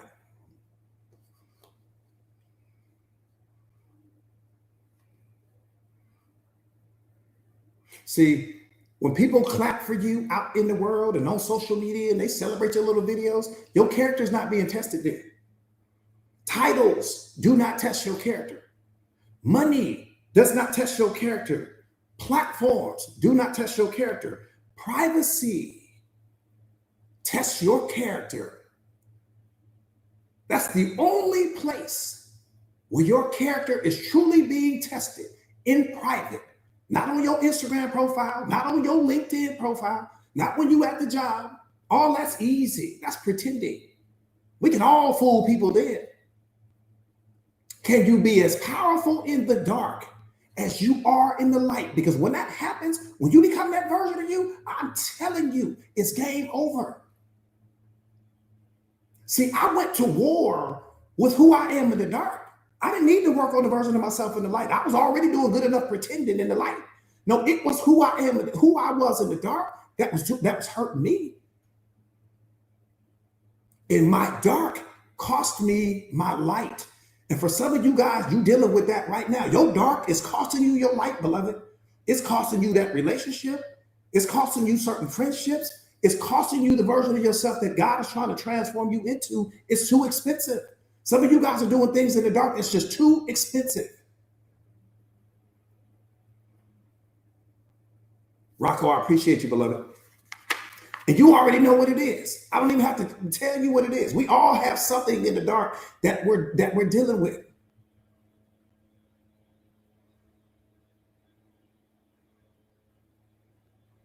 You got to tighten up, man. You got to tighten up. That's if your goal is to become the most powerful version of yourself. If it's not, then we're not even talking about anything.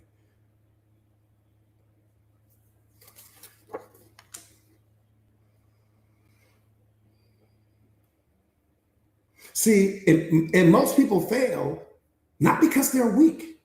You fail because you were never trained how to govern yourself in the dark. Who trained you how to do that? There ain't a person in your life, and I don't even know you personally. There's not a person in your life that have ever sat you down and trained you on how to govern yourself in the dark. We don't get that training. That's why I was so weak in the dark, because nobody ever showed me. Why? Because all of the people who would have shown me was probably weak themselves. How you gonna show me how to be powerful in the dark and you weak in the dark? So people don't teach us these things. One more time. When the student is ready, the teacher will appear. That's why God put me in your life. Because I had to go to war with who I was in the dark, beloved. And trust me, I got beat up, bruised, everything that you can imagine. Because my dark was lethal. It was kicking my behind every way you could imagine. I had to surrender, beloved.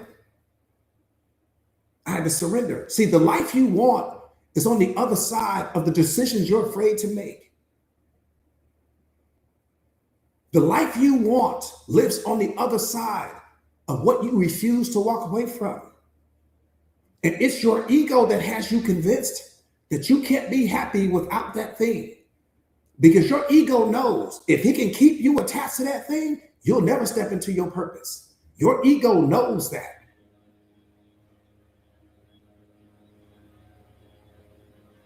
The life you want lives on the opposite side of that thing you won't let go of. That's the only thing in your way, right? But beloved, it's the only thing in your way. Whatever that thing is you reach for when no one else is around, it could be a person, some toxic relationship, again, gambling addiction, something you smoke, something you drink, adult content. There's something there that you reach for when that stress kicks in, when life starts lifing, When things aren't going the way you need them to be, your kids stressing you out, life stressing you out, the job stressing you out, your partner stressing you out, what's that thing? I don't need to know it. I need you to know it. And then I need you to go to war with that. Because again, what stands in the way becomes the way. I appreciate that, beloved.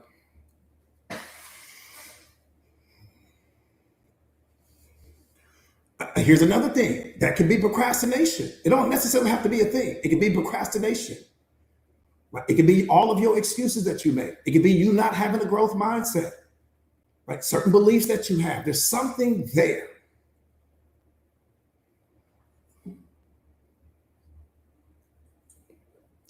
But what I need you to understand is that the only thing in life that you have to conquer is you. You don't have to conquer anything else. When you conquer you, you've conquered the world. Self-help, I see you, beloved. Think about what I'm saying. Sandy, what's up, beloved? When you conquer you, you've conquered the world. Because you're going to see through everybody. The day you see through yourself, you're going to see through every person you meet. You're going to know when they pretending. You're going to know when they wearing a mask. You're going to know when they trying to impress you. You're going to know everything. You got to see through yourself first. The only thing that you have to conquer is called YOU. If you waste your time trying to conquer anything else, you're going to lose the game. I had to conquer me. Oh, I went to war with me and I won. I went to war with me and I won. Was it easy? No. Was it worth it? Hard? Yes. Nothing is more rewarding. Nothing is more gratifying to where you know why fear is showing up. I understand it. You know why doubt is showing up. I understand it. You know why the anxiety comes. You know why the depression comes. And you have the tools. And you've got these things mastered. They don't hurt you anymore. They don't affect you. Your past, you change the relationship with that. It no longer affects you anymore. Your pain, your trauma, you change the relationship with that. It no longer affects you anymore. Your spiritual contract, you fully understand. It no longer hurts you. Nothing hurts you anymore. But nothing was ever hurting you. Your lack of understanding is what was hurting you, not things. See, in this moment, your mind is either your weapon or your weakness.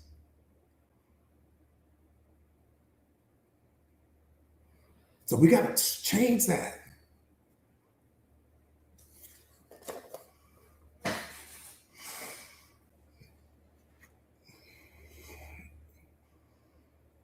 King Kev, what's up, beloved? Yeah, King Kev, you said something when you said that.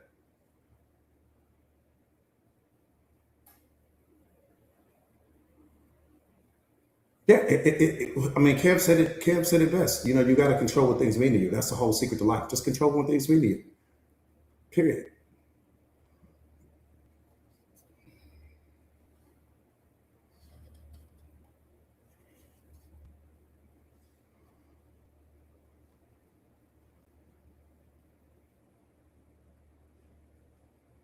Your gifts without character is dangerous. Talent without character is dangerous. You see it all in celebrity news. Person has all the talent in the world, all the gifts in the world, no character, no integrity, dangerous. That part right there, Jack, walk in liability. Man, please don't let that be you. I'm begging you, don't let that be you. And that's why God has you on the mission that he has you on right now. No, build your character, build the integrity, build all of these things so that your gift has something powerful to stand on. Your talent has something powerful to stand on because life is coming. People gonna come, they're gonna criticize, they're gonna judge, they're gonna tear down everything you built, but they won't be able to affect you. Why? Because you're gonna be emotionally bulletproof. You're not going to care about what other people have to say. You're not going to care about their opinions. You're not going to waste your time trying to impress people. You're not going to be seeking external validation. You won't need people to clap for you and all of these other things like that. You won't look for that for people. And in that moment, you take all of their power back. Coach, I don't like you. Wonderful, beloved. Good for you. There was a time when I didn't like myself. Took all your power back. Coach, you're an idiot. Wonderful, beloved. That belongs to you. There was a time that I didn't think I was that smart myself. I'm going to just take your power back. Everything you use against me, I'm just going to take that power away from you. Because you don't know what to say after I say that.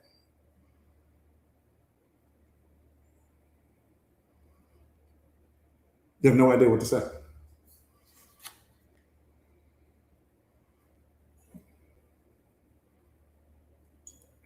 Ellie, what's up, beloved?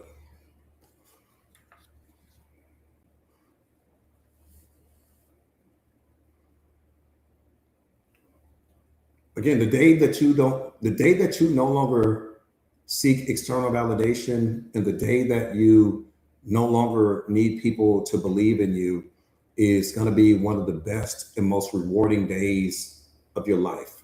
Period. Period. Period. I'm telling you, it's going to be one of the most freeing and most rewarding and most amazing days of your life. The day where you just aren't seeking external validation. I don't need you to clap for me. I don't need you to believe in me. That day right there is going to be the day that you know your life has truly changed. When your validation is enough, your belief in yourself is enough. The love that you have for yourself is enough. How you show up for you is enough. What you think about you is enough. The fact that you have you and you got God, that's enough. Everything else is a cherry on the sundae, but I'm enough as I am right now. I don't need you to clap for me, to cheer for me, to believe in me, to like me. That's not my task. I don't need that anymore. And when you become that version of yourself, it's game over. It's game over. I'm telling you, it's game over. Game over. We talk about this all the time, and let me tell you why that's important. Because no two people see you the same. No two people see you the same, beloved. 8 billion people on the face of this earth, and no two people see you the same. Everyone sees you differently. Everyone sees you differently. To some people, you're the hero in their story. To others, you're the victim. To some people, you motivate them. For others, they might think you train them. The point not to be missed is that every single person sees you differently. Your parents see you one way. Your kids see you completely differently. Your friends see you differently than your kids see you. Your boss sees you different than your parents sees you. No two people see you. I just qualified it for you, beloved. I just qualified it for you. That person at the Starbucks, when you go in to get your coffee, they have one perception of you. But how they see you is not the same way that your kids see you. Your brother or your sister, they see you a certain way, and it's completely different than how your parents see you. Every single person that's looking at, and I'm gonna tell you what's crazy. They all are convinced. They're all convinced that their perception of you is the right one, and none of them are right. They only saw a chapter in your book. They've had access to a certain chapter in your book. And what the human mind does is this: it will write the rest of the book. Even though they've only had access to a chapter or two, what the human mind will do is it will create and write the rest of the book. So they think they know you better than anybody else. Your parents swear up and down they know you, but you know they don't. Your kids swear up and down they know you, but you do things in your kids' absence that would blow their mind if they would have known that. Your boss thinks he knows you, but he doesn't.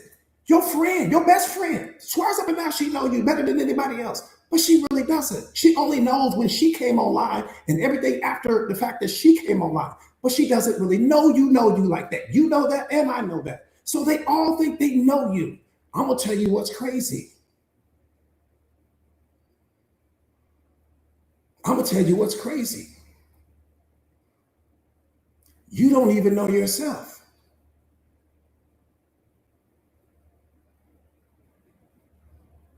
You don't even know you.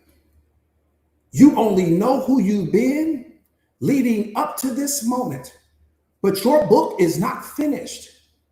only person in the universe that knows you is God. Everyone else is assuming, everyone else is guessing, everyone else only thinks they know. Now, you know more than everyone else, but you don't know the rest of the story. You only know the story leading up to this moment. So you can tell me who you've been leading up to this moment, but you can't tell me who you're going to be tomorrow. You can't tell me who you're going to be 5 years from now. You can't tell me who you're going to be 10 years from now, but God can. This is why he's saying, put your trust in me. Put your belief in me. Put your faith in me. I'm the only one that knows what the book's going to be like when it's finished. I know the whole book. I wrote it. That's what he's trying to wake us up to. I wrote the book. You playing the character in the book. I wrote the book. I know how it ends. If you would just follow the path, follow the blueprint that I'm trying to lay out for you, your life is going to be powerful. But it's not going to be powerful as long as you're chasing people and you need validation and you need all these things, because then people are chasing something too. Every person you're chasing is also chasing something. So you chasing this person chasing something else.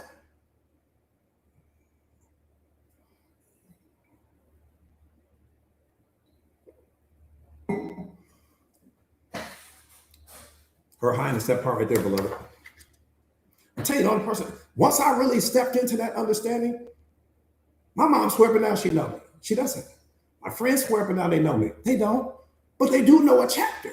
So I'm not saying that they don't know anything, but they do know a chapter. People only know what you've allowed them to see. That's what they know. Your kids only know what you've allowed them to see. That's what they know. They don't know who you were before they stepped in this world. They don't know what that version of you looks like. They have no ideas, but everyone is walking around. Your co-workers think they know you. The people at the gym think they know you. The people at the Starbucks think they know you. That person at that car wash that you always give that little extra tip to, he's swearing down, he know you. Everyone thinks they know you. They're all wrong.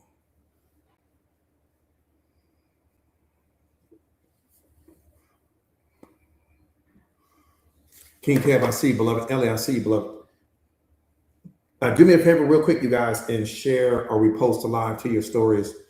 If you haven't already done so, please share or repost the live to your stories. King Kev, I appreciate you always, beloved.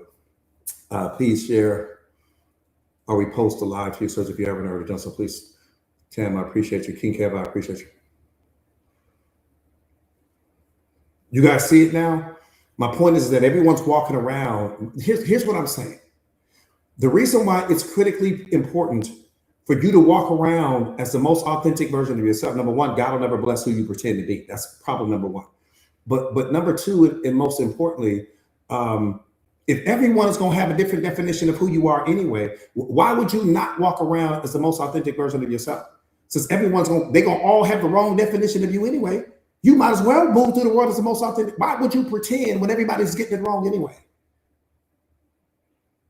That doesn't make sense. Why would you walk around as some edited version of yourself when everyone's still going to get it wrong? Because no two people are going to have the same definition. I just qualified it. And every time you edit yourself to be what somebody else needs you to be, you create a new wound within yourself. Tam, I appreciate you, beloved.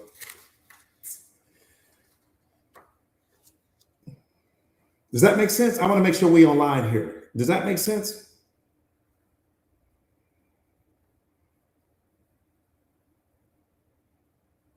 I appreciate that, Vera. I appreciate you, beloved. Lourdes, I see you. I mean, come on, Lanika. They're going to get it wrong anyway. They're going to get it wrong anyway. You will never be the same person in the minds of two people. It won't work that way. 8 billion people are going to have 8 completely different. And let me qualify. Let me tell you why. Because they're all seeing you not as you are. They see you as they are. That's number one. Number two, people see you through their programming and conditioning, which is the byproduct of all of the experiences that they've had leading up to this moment. So that's number two. Number three, people see you through their pain, their triggers, their trauma. Okay, well, no two people have the same pain, same triggers, the same trauma, right? People see you through their ego. People see you through their assumptions, right? People see you through their projections, right? And so no two people have the same of any of that. So when they're looking at you, they're looking at you completely different than the next person. And so since you're going to get me wrong anyway, since you're going to live out of your assumptions about me anyway, it only makes sense for me to show up and be the most authentic version of myself. Why would I edit myself when I know that? See, but when you lack self-awareness, you don't know that. You think everyone sees you the same, but they don't. In your mind, before we had this conversation, you were probably convinced that everyone sees you the same, and they don't see you the same.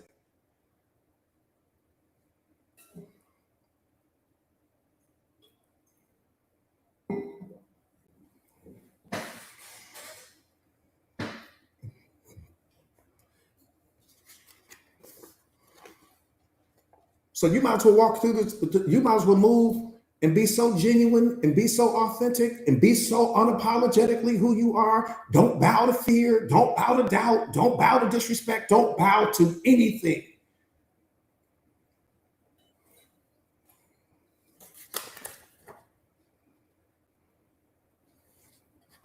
Because the moment that you tolerate the disrespect, that's a new wound. You walk on eggshells around certain people, that's a new wound. You show up small in your own life, that's a new wound. You walking around in some edit version of yourself so that you can make somebody else feel more comfortable, that's a new wound. You're creating all of these new wounds within yourself, beloved. You're wounding yourself. That's all I'm trying to get you to understand is you're wounding yourself.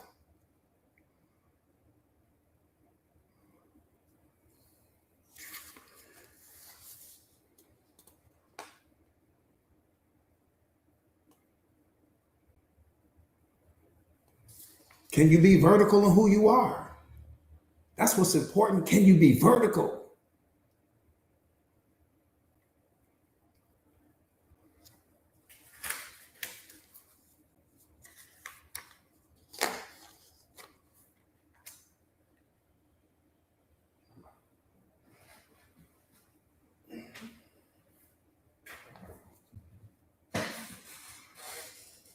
Let me say this to you.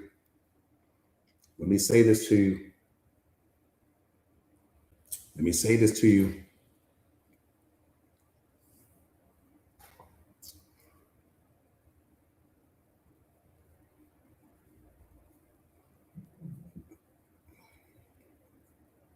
Valerie, what's up, beloved? Prayer B, what's up, beloved? So good to see you. For the Mindset Masters family, we've talked about this before, but I think we need to revisit it again. God is hidden inside of every person the same way that fire is hidden inside of a matchstick. Wake up. God is hidden inside of every person the same way that fire is hidden inside of a matchstick. Freeze that thought. Freeze that thought. I want you to think about a matchstick. And I want you to imagine that you just showed up here to this planet yesterday. If I handed you a matchstick, I told you just got here yesterday. You ain't never seen a match before. You ain't seen fire before. You haven't seen anything before. If I hand you that matchstick, you gonna hold it in your hand? You gonna look at it? You can say, what's the big deal? Oh man, this matchstick is powerful. But you're looking at it and you're like, well, what makes it powerful? Again, you've never seen a matchstick before. You ain't never seen a matchstick. You don't know what it can do. So you're looking at the matchstick and you say, well, what makes it powerful? You touching the matchstick, you like, well, it's cold, so obviously it doesn't get hot. What makes it so important? What makes it so powerful? You have no idea. See, and what I need you to understand is this. You are the matchstick. Everything, that failed relationship is striking against you. Your childhood trauma, striking against you. Your pain and suffering, striking against you. The betrayal and the cheating and the disrespect and everything you've experienced leading up to this moment has all been striking against you. It was all intentional. Why? So that the fire could emerge. Let me tell you something about that forest. As vast and as powerful as that forest is, it's not afraid of the grizzly bears walking around. It's not afraid of the poisonous snakes walking around. It's not afraid of the poisonous spiders and the coyotes and all. I ain't worried about none of that. The only thing that that forest fears is that match. And every creature in that forest fears that match. They will bow to that match before they bow to anything else. Because that match is like, don't play with me. I light this whole forest on fire. Don't play with me. You are God's match. And what he's waiting for is for the fire to emerge. But it will never emerge if you keep chasing people all day. It will never emerge if you're chasing external validation. It will never emerge if you keep bowing to your pain and bowing to fear and bowing to all these other things, showing up in toxic relationships and let people disrespect you and walking on eggshells. The fire will never emerge. Every time you tolerate disrespect, you wet the match. Every time you show up small in your own life, you wet the match. Every time you don't speak your truth, even though you felt it internally, you wet the match. Now, I don't know about you, but I don't know a match in the world that fire will emerge from after you dipped it in water. Stop dipping the match in water because you're trying to hang on to some toxic person. Stop dipping the match in water because you don't want to lose your little popularity. Stop dipping the match called you in water every time that you don't speak your truth or you walk on eggshells so that you can hang on to some person. God is hidden inside of every person the same way that fire is hidden inside of a matchstick. Are you going to let the fire out? That's the only thing that matters. Will you let the fire out?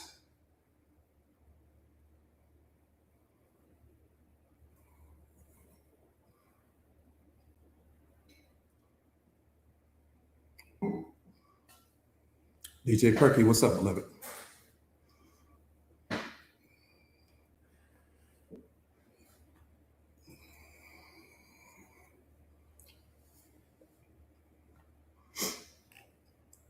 You know, you got people walking around. The fire never come out. It'll never come out. Too much programming, too much conditioning. You know, they run from the pain, they run from the trauma, everything that was designed to transform them. They run from, they avoid, you know, who they are in the dark, won't allow that match to become to that fire to emerge from that match. And I'm telling you, nothing is more important than that. Nothing is more important. If you move throughout this life and that fire never emerges, what was it all for?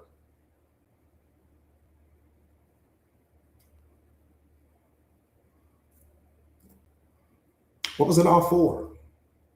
If the fire never emerges from the match called you, what did you accomplish?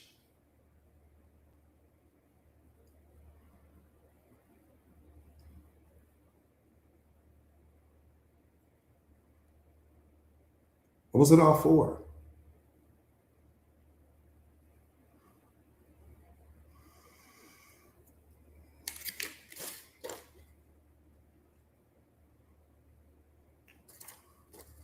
Become the greatest. Yassi, what's up, beloved? Become the greatest he's ever created. You're going to compete against something, compete against that. Become his best child. Become the greatest he's ever created. Become the greatest he's ever created because you got an opportunity to do it. You have an opportunity right now to do it. We think that it's all about, what do you think it's all about? I'm just wondering, what do you think it's all about? You have an opportunity right now to become the greatest to ever do it.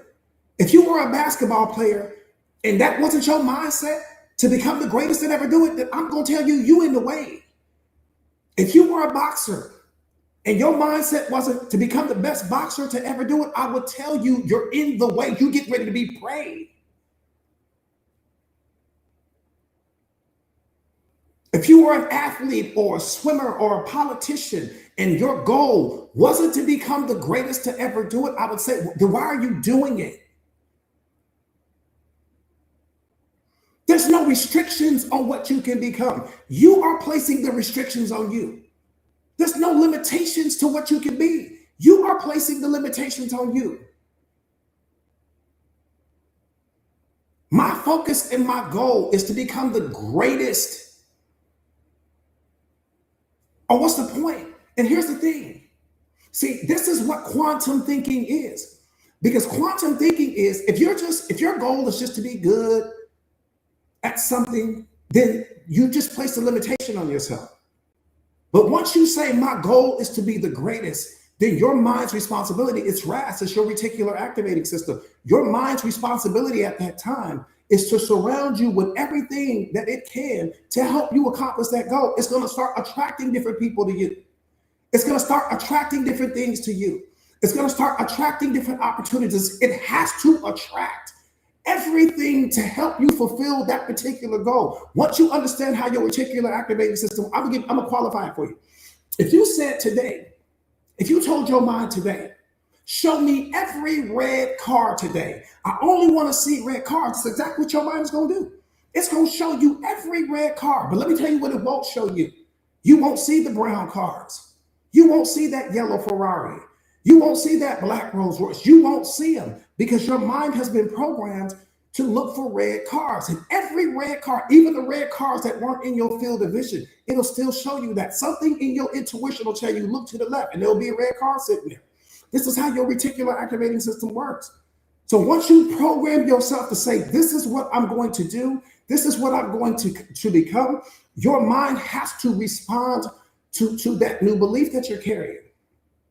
This is how you program your mind. So I don't place limitations on myself. I say I'm going to be the greatest. Now, whether I hit that goal or not, it's on me. But the point not to be missed is that I didn't say I want to become good. I didn't say I want to become great. I didn't say I want to become one of the best. I want to become the best, period. Full stop. Now go get me something. See, you used to create my problems. You used to create my trauma. You used to create my pain. You ain't had no problem creating all of that. Now go and get me, help me become the most powerful version of me. So I turn my mind into my weapon. It's no longer my weakness. It had no problem helping me create that depression. It had no problem helping me create the fear. It had no problem helping me create the doubt. So you didn't have a problem with that. Now we're going to go do it this way now. Yeah, you ain't had no problem helping me show up small. Now help me show up big. So I just had to reverse that. Yeah, you don't get to just move one way. No, you're going to move all ways.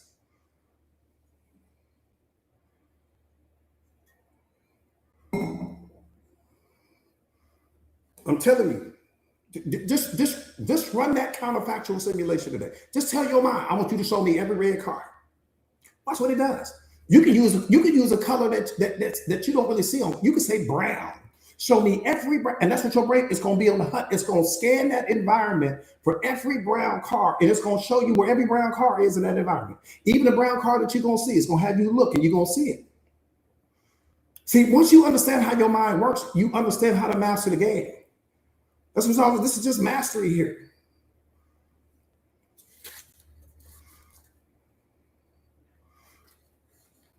See, and let me tell you this: every person that you attract into your life, all of them. The reason why you're attracting those people into your life is not because they're cute, not because they're handsome, not because they're pretty, not because they're tall, dark, and whatever the case may be. That's not what you're attracting. You're attracting those people into your life because those people carry something that's going to help you heal something within yourself. They're either going to expose something that you need to work on, or they're going to help you heal something that you hadn't been able to get over. So it doesn't matter about the packaging that they're wrapped in. What matters is what that person is going to help you do, or what that person is going to expose once that person enters your life.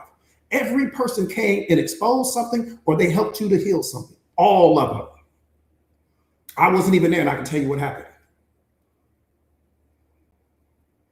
So in your mind, you thinking, ooh, I attracted this person because he's this or she's that. No, no. You attracted the person that can help you heal the most. Or you attracted the person that exposed the most. It was one or the other.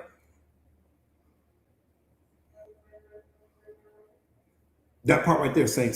That part right there, beloved. That part right there, right? It's all blessings and battles. That's all it is. It's all blessings and battles. May I see you, beloved.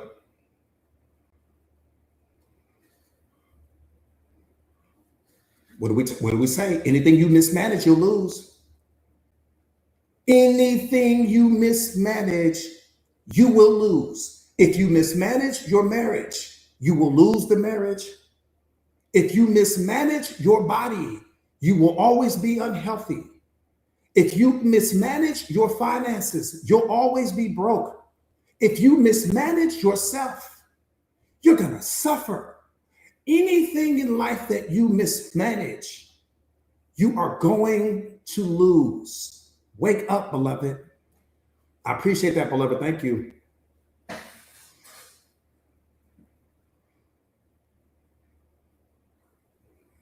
Baddest thing on the planet is you. Bottom line, baddest thing on the planet is you. That's not bumper sticker talk. That's not a play on words. That's not let me pump you up. Baddest thing on the planet is you. You got to walk, talk, act, and think like it though. You got to move like that now. You can't wait for evidence. That's the problem. Some of you guys are too busy waiting for evidence to step into that mindset. No, it's the law of assumption. The universe has to surround me with what I believe to be true about me. Not what the people think, not what the people on social media think, not what my kids think, not what my partner thinks. The universe has to respond to what I assume to be true about myself. Why? Because an assumption is an elevated belief. A belief requires evidence. An assumption requires no evidence. Whatever I assume to be true about myself, the universe has to surround me with it. I just have to believe it. I don't need you to believe it. I don't need the dog to believe it. I don't need my kids to believe it. I need to believe it. And this is why, this is what God is saying. He said, I don't understand why you're not who you want to be. I gave you belief. I gave you faith. I gave you loyalty. Well, what you using them things for?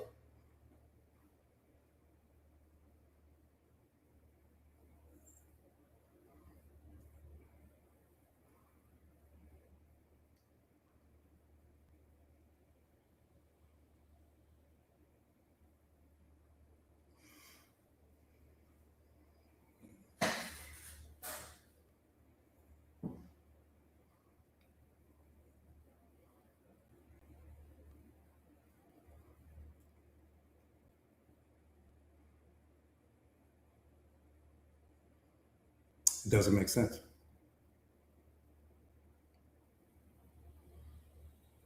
Kai, I see you, beloved.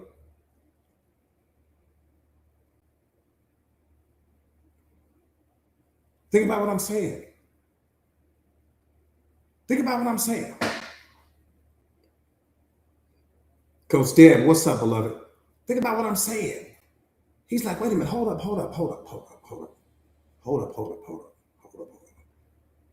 Everything you need to become the most powerful version of yourself, does it cost you a dime? Discipline, does it cost you a dime? Character, integrity, don't cost you a dime. Loyalty, I gave to you. God created loyalty and then he handed it to you. And he told you, hand it back to me. Just give it back to me. If you give the loyalty back to me, you won't ever suffer. Give it back to me. That's all we have to do. He gave us the belief, give it back to him. He gave you the loyalty, give it back to him. He gave you the faith, give it back to him. All of these things are so powerful when you give them back to him. That's all you have to do. We didn't figure out a way to give them to other people because we following what other people do. So we giving the loyalty away to this person and the belief away to this person. We give the belief away to the celebrities and the belief away to all these other people, but we won't give it to ourselves. We give the loyalty to other people, but we won't give it to ourselves. Every single thing that he gave us is really supposed to come back to him. That's how you get to the next level. That's how you get to every level. Think about what I'm saying.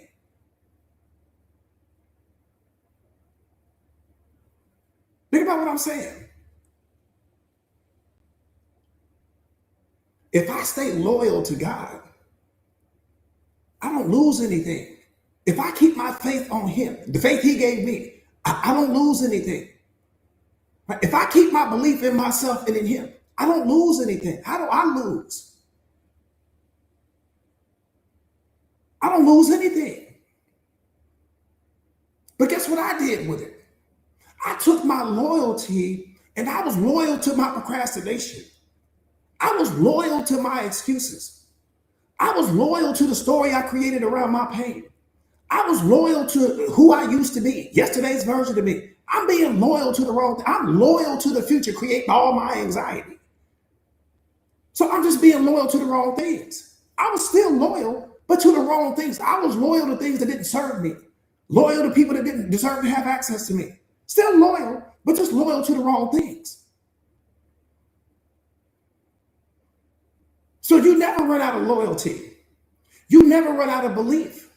You never run out of faith. But where are you setting those things down? Well, coach, I'm not that disciplined. BS. You're the most disciplined person walking. You just disciplined at the wrong things. You disciplined when it comes to not showing up for yourself. You disciplined when it comes to not believing in yourself. You disciplined when it comes to not walking away from things that you should be walking away from. You disciplined when it comes to staying in relationships past the expiration date. Oh, you disciplined as hell. Just at the wrong things. That's what I'm saying.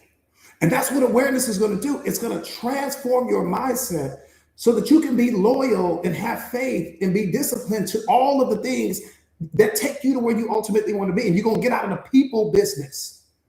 Your circle is going to be small when it comes to people, because there's going to be very few people that can meet you where you want to be met.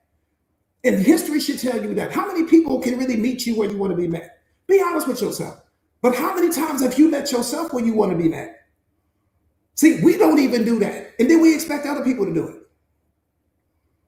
9 out of 10 people on this live right now cannot consistently meet themselves where they want to be met. That's when we reach for people, when we can't do it.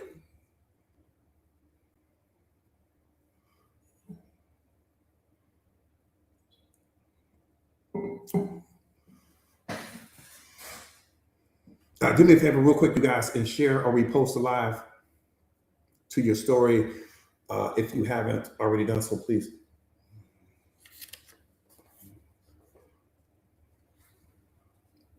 That part right there, Myra, that part right there, beloved. That part right there, that part right there.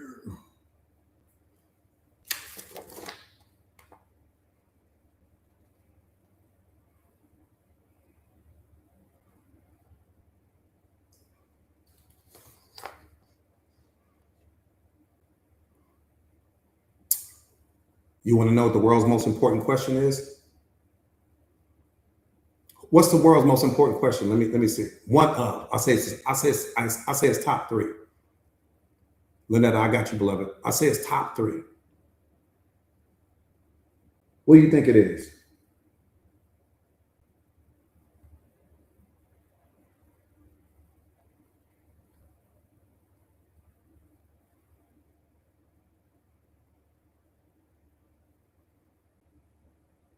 That's a great question, honey, man. Ooh, that's a great one, Rich. Ooh, that's a good one, Neffy. Y'all coming with him now. Yeti Bears, I see that. What is my purpose? I like that.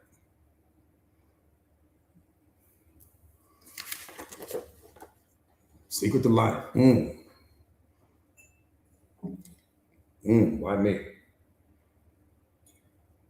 What is the meaning of life? I love it. Ooh, that was a good one. Who am I becoming? That should be on a t-shirt. For real, low key. That should be on a t-shirt right there. That should literally be on a t-shirt. Seriously. Who am I becoming should be on a t-shirt. Why am I here? Ooh, Miss Tia, that was a bar right there. Tara, yeah. Hey, yeah.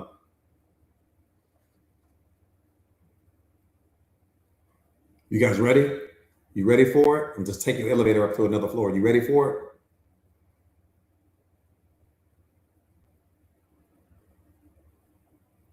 Me and more, I appreciate you, beloved.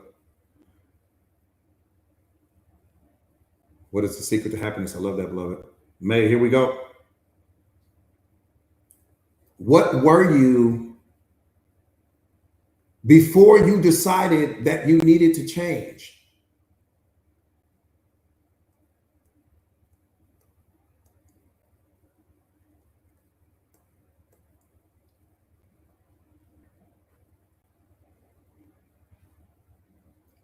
What were you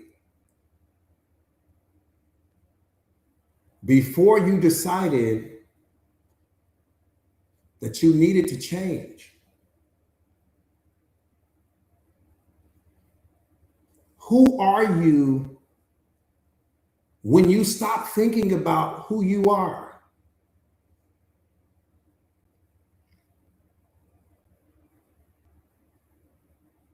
What's left there? What's that presence there?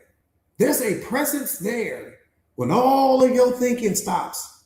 When you stop thinking about who you are, there's still something there.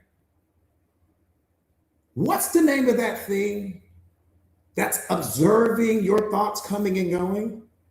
What's the name of that thing that observes your depression coming and going? What's the name of that thing that observes your anxiety, your fear, and your doubt? It observes all of these things coming and going, but it never changes. It never changes. It's observing me right now. It's observing me right now. And that thing has never been hurt. That thing has never experienced trauma. That thing has never experienced suffering or pain, has never experienced any of that. It witnesses everything that comes and goes, but it never changes. And we don't see it.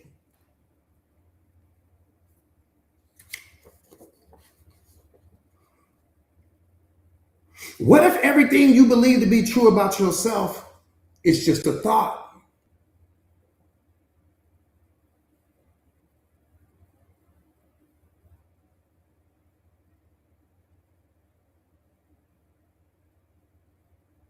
I said, what if I didn't say some things.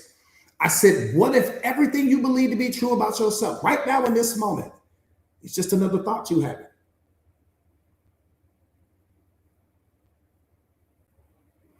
What if the you that worries, hopes, and experiences fear is just a mental construct created by your own ego?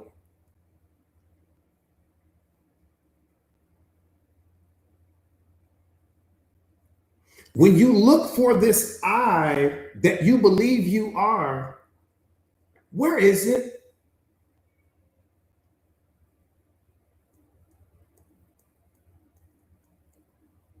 This I that you believe yourself to be, where is it at specifically?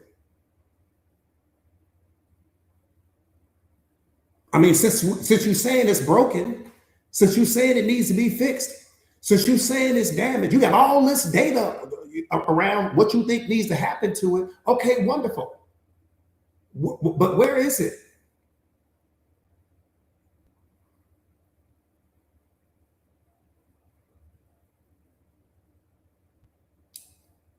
More importantly, who declared that it's broken? I give you 50 years to tell me. Who made that declaration? Who in you declared that something else in you is broken? Because the thing that had to make that declaration had to be healed in order for it to know that something else is broken. Come on now. The only way that you know that something is pretty is because you know what ugly is. The only reason why you know what happiness is because you know what chaos is. You know what sadness is. So you can't know what one is and not know what the other is. So that means that something healthy in you declared that there's something in you unhealthy. That's what you're telling me?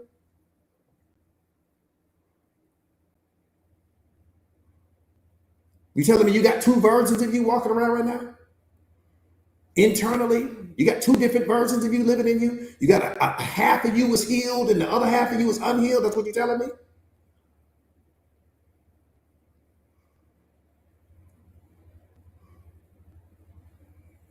Think about what you're saying. Think about what you're defending right now. I want you to pause for a moment and search for the self that claims to be broken. The self in you that you claim is broken, I just want you to pause for a moment and I just want you to locate that version of you.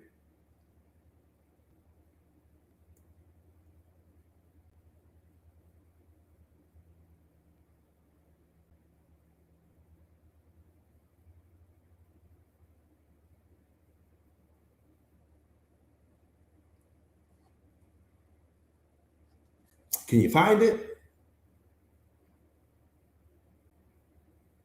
You can search the rest of your life. You will never locate it. It's a thought in your mind. The same way that everything you think about yourself is a thought as well. You can look for the rest of your life, you'll never find it. All this energy, all this studying, all this reading to heal some version of yourself that you can't even find.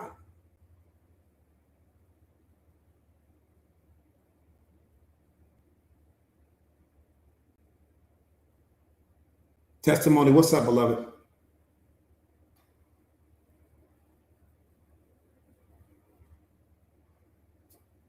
And if you look for it, let me tell you what you'll find. You'll only find more thoughts. You'll find memories. You'll find outdated experiences. What you will find is mental images and memories. That's it. But never the one that claims to be broken. You will never find the one that claims to be broken. You never find that version of you. Here's the truth. The belief that there is a separate self inside of you needing to be healed is just an illusion created by your ego.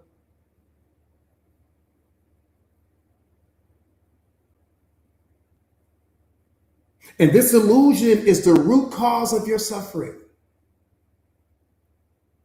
Every moment of psychological pain in your life has come from an identity in a separate self that your ego created.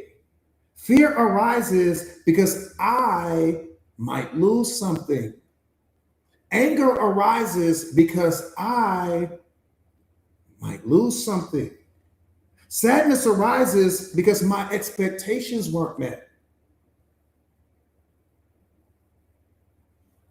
Anxiety arises because I need to control the future. But who's this I?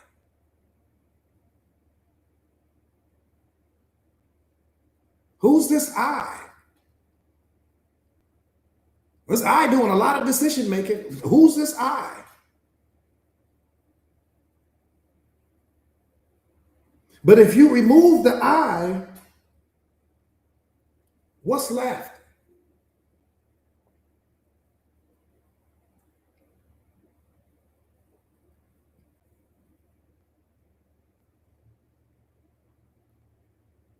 See, if you remove this I, all that's left is just the experience, which is all that was ever there. It was just the experience. Once I insert the I, now I've got stories. That's where all the suffering comes from. The suffering comes because your ego inserts this false I. Now I need to heal. No, my spirit came to witness something and I witnessed it. But because my ego inserted this false identity, this false I, these thoughts about myself that I believe to be true, now my ego's insert. All of a sudden I need to heal now. All of a sudden I'm broken now. All of a sudden I'm damaged now. No, because your ego is trying to do what only your spirit can do. Your ego has you convinced that it's your spirit doing all of this. It's not. Your ego is trying to have as much power as your spirit has. It never will and it never can. So it's telling you right now, you need to be fixed. You need to heal. Heal what? Heal from the experience that my spirit came here to witness, that you jumped in front of, inserted this false I. Now I think I'm broken and damaged. I'm listening to a bunch of other people that's broken and damaged. Nothing ever needed to be fixed. Your spirit came here to witness certain things. It witnessed the thing. But your ego jumped in front, all heroic, and inserted this false I that you believe yourself to be, which is nothing but memories, impressions, experiences, and outdated versions of yourself that you've repeated with so much repetition that you believe that's who you are. Now I'm broken and damaged.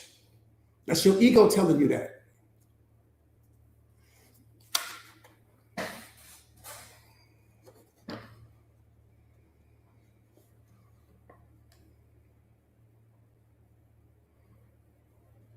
And here's the thing, every time that your ego inserts this made up I, it creates a story. Once the story gets created, that's when all of the depression and the anxiety and the fear and the fill in the blank come. All those things come because of that story, because your ego inserted a false self called the I. So when you say I got hurt, I got lied to, I got disrespected, that's what you're talking about. You're talking about the version of yourself that your ego created. Your spirit has never been disrespected. Your spirit has never been lied to. Your spirit has never been hurt. Your spirit has never been cheated on. Your spirit has never been in a toxic relationship. It came to witness those things. But because your ego's online and you haven't mastered what your ego is, it jumped in front of this experience, inserted this false thing called the I that you identify with, because you've said it a million times before. I've been lied to. I've been hurt. I've been cheated on. I've been fired. I almost got in a car accident today. You know, I got this fill in the blank. Okay, so you identify with that version of you, but that's not who you are. But that's who you identify as. If we look for that version of you, we can't find that version of you because that version of you can't exist. That version of you can't go to Starbucks right now. That version of you can't step outside of your physical body. That version of you lives in a thought, beloved, that you keep on repeat. That's it. That's it. And once I fully understood this, there's nothing to heal. You can try and heal for the rest of your life. It's never going to happen because there's nothing in you that needs to heal.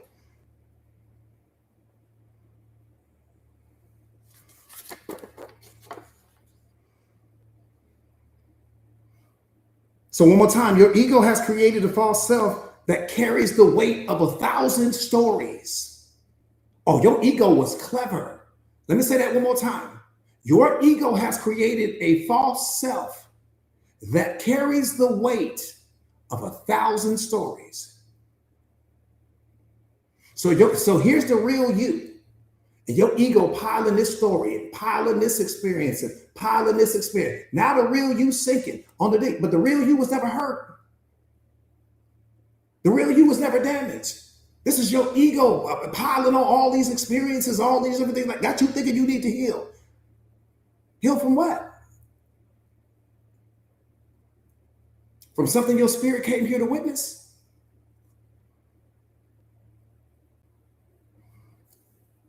That part right there, Jazz. I appreciate that, beloved.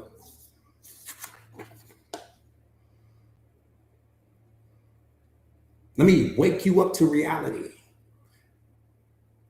You don't need to achieve enlightenment because enlightenment is already what you are. How can you achieve what you already are?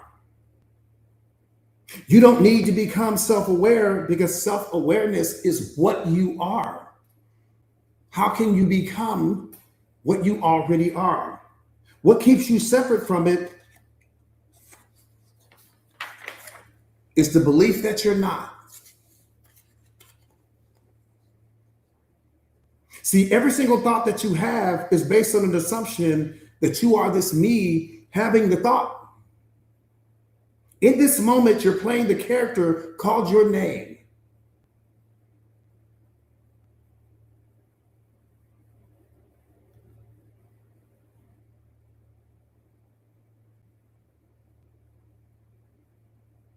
Come on, T-Benz. Come on, T-Benz. Come on, T-Benz. If you need to heal, then God needs to heal too. If you're broken, then he's broken as well. One more time. In this moment, you're playing the character called your name. And you've been playing it for years, and you've forgotten that it was just a character. And you think that it's actually who you are. But who were you before you learned your name?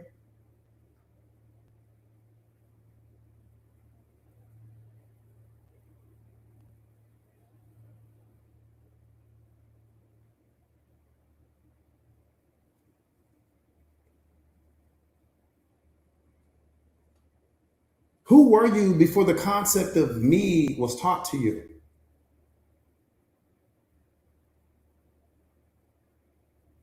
Here's the truth. There's a story that's been accumulated.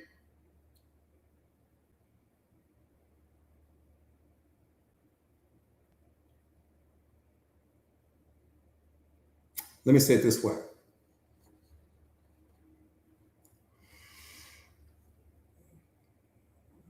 It's impossible to become what you already are. And that part is not your fault because, like I said again, your ego came online at an age where you were too young to know any better. 4 or 5 years old for the average person. For some of you guys, it may have been later. For some of you guys, it may have been earlier. But the point not to be missed is that you've been the character for longer than you've been who you are before the character ever came online, right? And that's the only.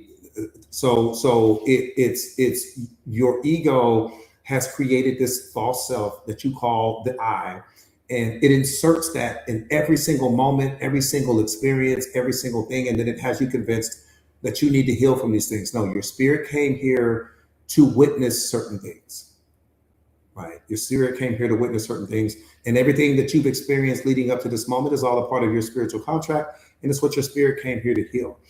It's different for every single person because no one has your unique experiences, which is what makes you unique.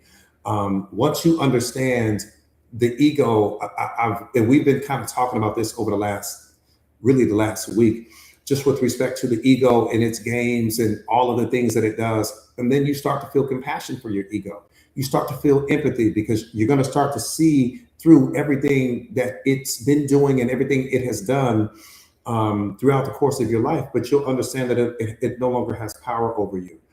Everything you think is broken in you, you think needs to be healed, you think needs to be fixed, is just stories that your ego has created to keep you looking for awareness, looking for consciousness, because these things are already what you are. You can't find what you already are. You can't find what was never missing. You just won't find it, beloved. The seeking itself is the problem. The search itself is the problem. Because what you're seeking and what is sought are the same things. You're looking for awareness with awareness. You're looking to become more conscious using consciousness. Like what is seeking and what is sought are one and the same. So how do you find what you've never lost, right?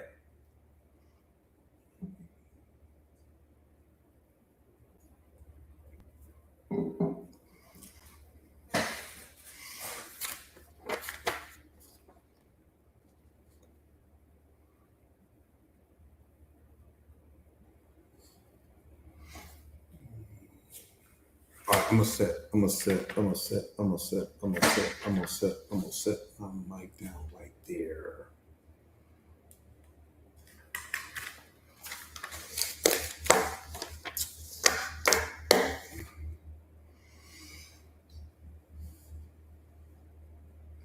Trina, I see you, beloved. Yeah. So it's it's like I said again. It's a beautiful thing.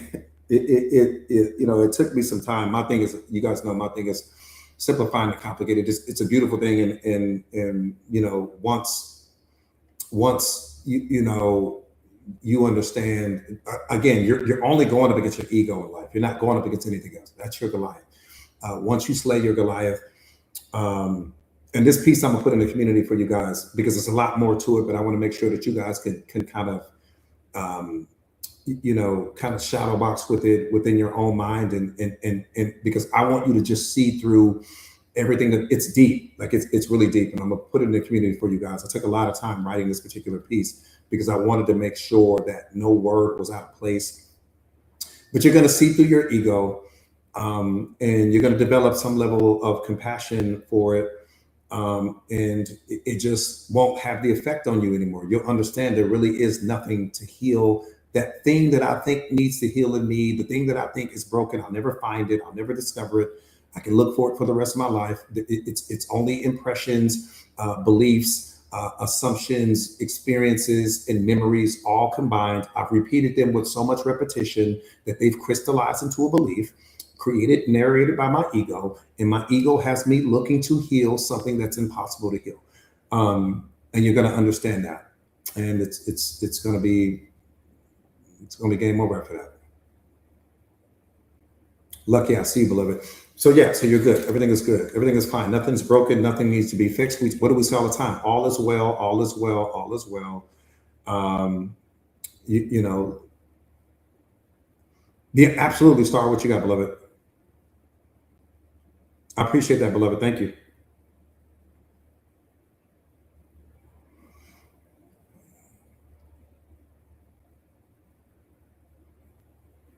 Okay, shadow boxing. Yeah, shadow boxing is in the community.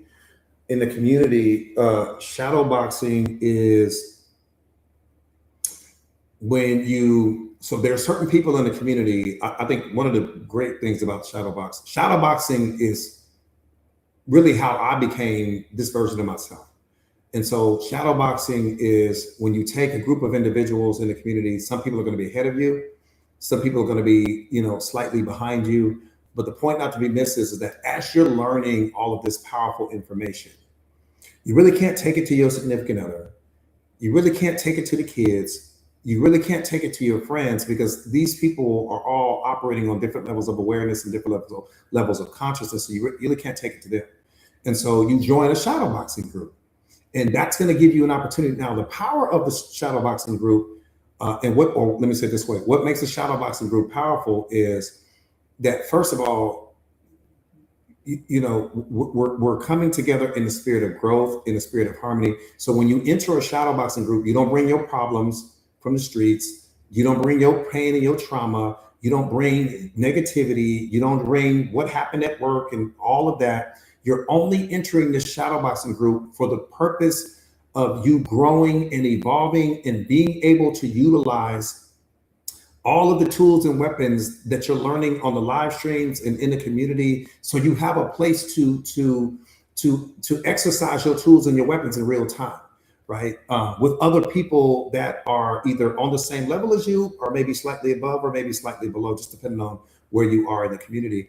But that's the whole purpose, And so, and I'm gonna tell you what makes the shadow boxing group powerful is that perspectives, right? Like right now, you're learning the awareness, and you're being super consistent. Star, you're so consistent. You show up every day. I know you're putting in the work. Okay, so you're showing up every day. And so the whole purpose and the goal is, but you only have access to your perspective, right? Because you only see the world through your pain, your trauma, your story, your assumptions, your programming and conditioning, fill in the blank. So you only have access to your perspective. But when you jump inside the shadow boxing group, you're going to gain access to multiple perspectives. And so you have to bring radical humility to the shadow boxing group because you want to walk away with the best perspective. Because I don't want to hang on to my perspective if Lynetta's perspective or Tara's perspective was more powerful than my own. No, see, the whole thing is that you might bring your perspective and say, okay, this is what I heard Kurt Cole say, and this is what it meant to me. But then somebody else may say something that's like way more powerful than what you said because they saw it differently than you. You're like, oh, I didn't see it that way. So you set your perspective down and you pick theirs up. So everyone walks away from the group more powerful than when they enter the group. That's the whole point of shadowboxing, is for all parties involved. Bring your humility, Leave your problems outside of the shadowboxing group. Leave your pain outside of the shadowboxing group. Leave what happened in the traffic accident and all of these things outside of the shadowboxing group. What your kids did or didn't do, leave all of that out. What's going on in your relationship, leave that out, and just bring a fresh mindset. Bring your energy, bring your focus, bring your attention, right? And add as much value as you can to the group when you enter the group. And so shadowboxing, Craig, what's up, beloved? Because I see you. So shadowboxing is just giving you an opportunity to pick up different perspectives that you may not currently have access to right now. But also you can use your, think about if you're a boxer, right? Tavares, what's up, beloved? Think about if you're a boxer, beloved, right? Think about if you're a boxer. If you're a boxer and I'm your trainer, right? And I got you in the ring, right? We doing all the pad work, you punching the pads, you doing all of that stuff. Okay, wonderful. Well, the pads don't hit back. So how you gonna ever know if you're a good boxer when the pads don't hit back? So what I'm gonna have to do is once I've trained you and I've gotten you to a certain level, I'm gonna have to bring another fighter in so that you can exercise your tools and your weapons and you can know when you need to do and what you need to do and when you need to do it. But you can do that in real time. And so shadowboxing really comes from that concept. But it actually comes from that concept because it gives you an opportunity, and then that's how you become good, and that's how you become quick. It's because you shadowbox. I shadowbox with my mentors all the time. I probably shadowbox at least once a day or once every other day. All right. Ice cold, I'll see you, beloved. So do me a favor real quick. If you're not currently signed up, no, it's very helpful, Star. It's very helpful, especially, but see, the whole goal with shadowboxing groups is alignment, right? You want to be around people that's disciplined. You want to be in a group with people that's disciplined, people that are consistent, people that are, seriously interested in taking their awareness to the next level. You don't want to get in a group where people are just in there to be in there. I only want to shadow box with the best of the best of the best of the best. In fact, I want to be the weakest in the shadow boxing group, because when you're the weakest in the shadow boxing group, you actually can become more powerful than the most powerful person. See, this is when weakness is a strength and it becomes a superpower. Because if I enter a shadow boxing group and I'm the weakest person in the group, I can leverage everyone else in the group to end up becoming one of the most powerful people in the group because I'm listening. Right? Because I'm listening, right? I'm not listening to respond. I'm listening to understand.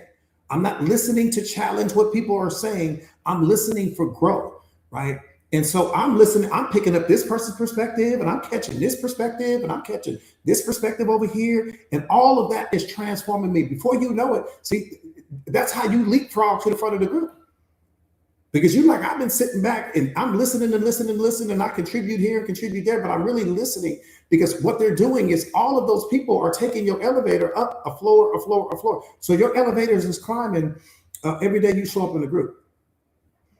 If that makes sense, hopefully I explained that right for you guys. Do me a favor and type no in the comments if you are not currently signed up for our free thought of the day. Type no if you are not currently signed up for the free thought of the day, please. Yeah, shadowboxing is fire, fire, fire, fire, fire, fire, fire, fire. Okay, if you're not currently signed up for the free thought of the day, I promise you, you will not want to miss it. If you enjoyed any part of this live, you're not going to want to miss our free thought of the day. And let me tell you why the free thought of the day is so important. Number one reason is to wake up inspired every single day, right? Wake up inspired every single day. Number two, to wake up with purpose, right? Again, get into that raft mentality, wake up with purpose every single day, focusing on what you want to do and what you need to do, understanding your MITs. What are your MITs, your most important tasks? No two tasks are the same. There's only certain things that you're going to do that day that are going to help you to become the person that you want to be. And number three, you want to wake up to something every single day that's designed to unlock your inner greatness specifically. And that's what that thought of the day is going to do. And so you want to get signed up for the free thought of the day, just copy and paste that link right there. Again, double down on the free. You can't be free anywhere on the planet. Copy and paste that link. that Tara has pinned right there. And it will take you to get signed up for the free thought of the day. Get signed up right now. Do yourself a solid. You will thank me later.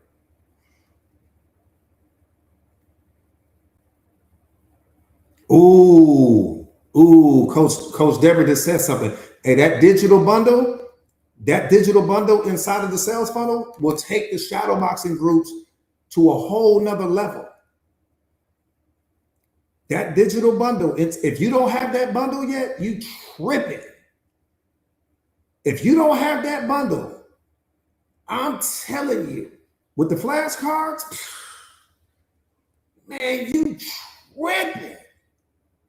That digital bundle is a beast.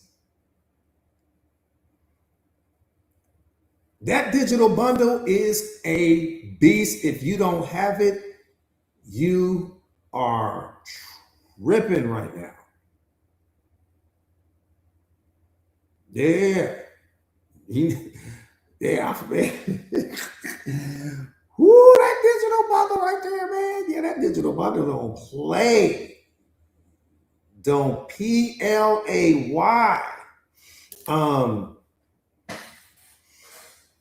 Here, I'll show you guys how to get it. Go to pin that up there for me, Tara, for the digital bundle, beloved. Just copy and paste that link, you guys. Copy and paste that link, and it'll take you straight to get the digital bundle right now. Go get that digital bundle and print it out in color. You can do it you can leave it on your computer if you want to, but if you're gonna print it out in color, beloved. Please don't rob yourself. Please don't rob yourself. Please, I'm begging you, don't rob yourself.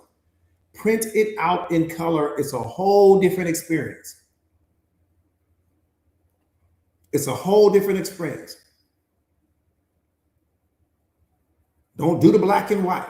Please, I'm begging you.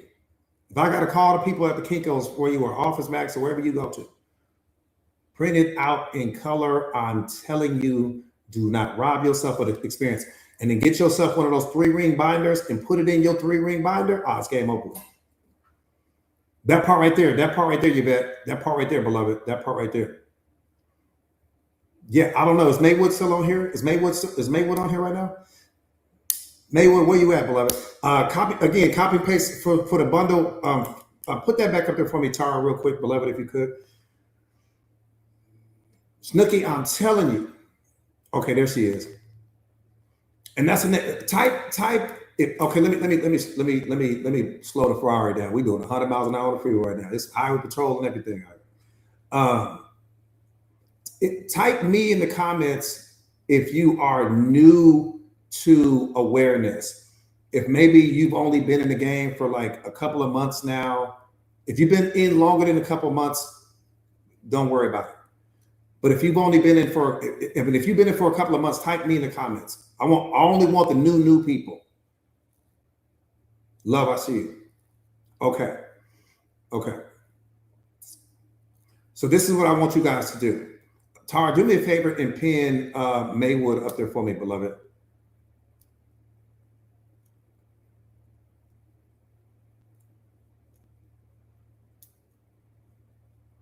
Okay, so all of the people that are new, okay, that's Maywood right there, right? And she is phenomenal, right? And so what you guys are going to want to do is follow her right now, because anyone that's new, you got to be serious. Okay, that's number one. That's where it all starts. You got to be serious about your growth and about your transformation and about this awareness journey. But if you are, follow Maywood. Any questions that you have, anything that you guys want to know with respect to awareness or whatever. She's one of my favorite students. She is discipline personified, awareness personified.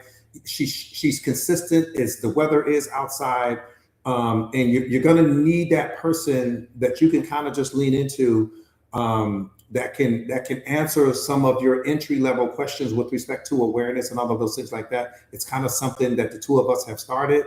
And so she's somebody that I beyond trust with respect to that. So if you guys are, if you're serious, right, then just follow her. And any questions, of course, I'm going to be there for you to answer questions for you as well. But She's on that level right now, and she really wants to help all of the people. Like, this is something that she brought to me. She wants to help all of the people that are just starting out, right, where she once was, right? That you're bright eyed, you bushy tailed, you got a million questions, you want to know this, you want to know that. Not only that, she can really help you guys to navigate the community and know where everything is. She shot tutorials on all of that stuff. She's just a wealth of knowledge. She's a very valued resource with respect to all things mindset masters, all things self-awareness, self-mastery, emotional intelligence. And she's a phenomenal person. She's somebody you want to know. I'm going to tell you that now. And she's all about Mindset Masters family, period. Same thing like Coach Deborah. You're going to get those people. God is going to throw them people. He's going to throw those life rafts to you. There was a young lady on here. She was talking about, her name is Maywood.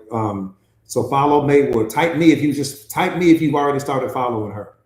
Let me see. I'm going to see how serious you are right now. You guys know I'm going to pull you right out to the raft. Carrie, I know you did already, beloved.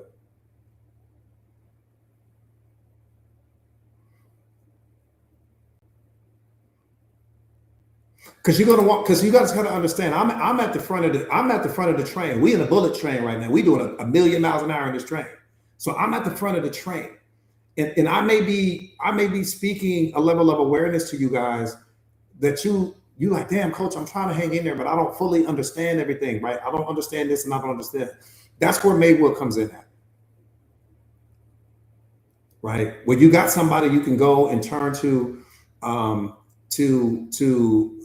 ask those entry-level questions and different things like that. Because again, a lot of the people that are on this platform with me right now have been with me for a long time. So they're more advanced than you. I'm not saying they're better than you. They're just more advanced. They've had their feet in the water a little longer than you have.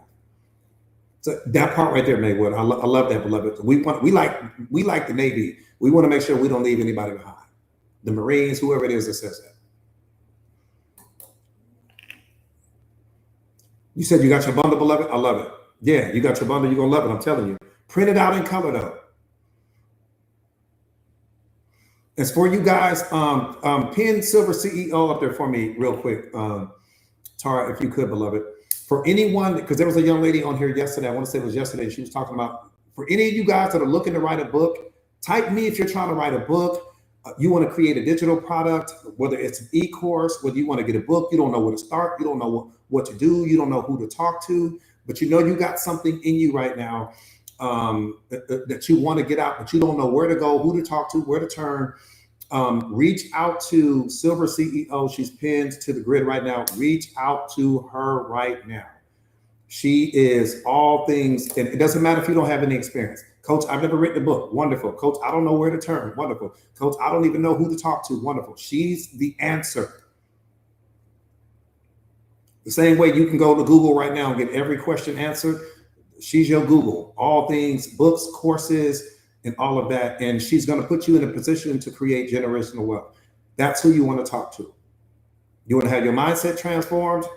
I'm gonna be the person you talk to. You just getting on your awareness journey. Maywood is the person you talk to. You want to get that generational wealth created? Talk to the Silver CEO. I'm telling you right now. This is Amazon right now. This is Amazon for your mindset. It's Silver CEO. Pin her one more time up there for me, beloved, if you don't mind.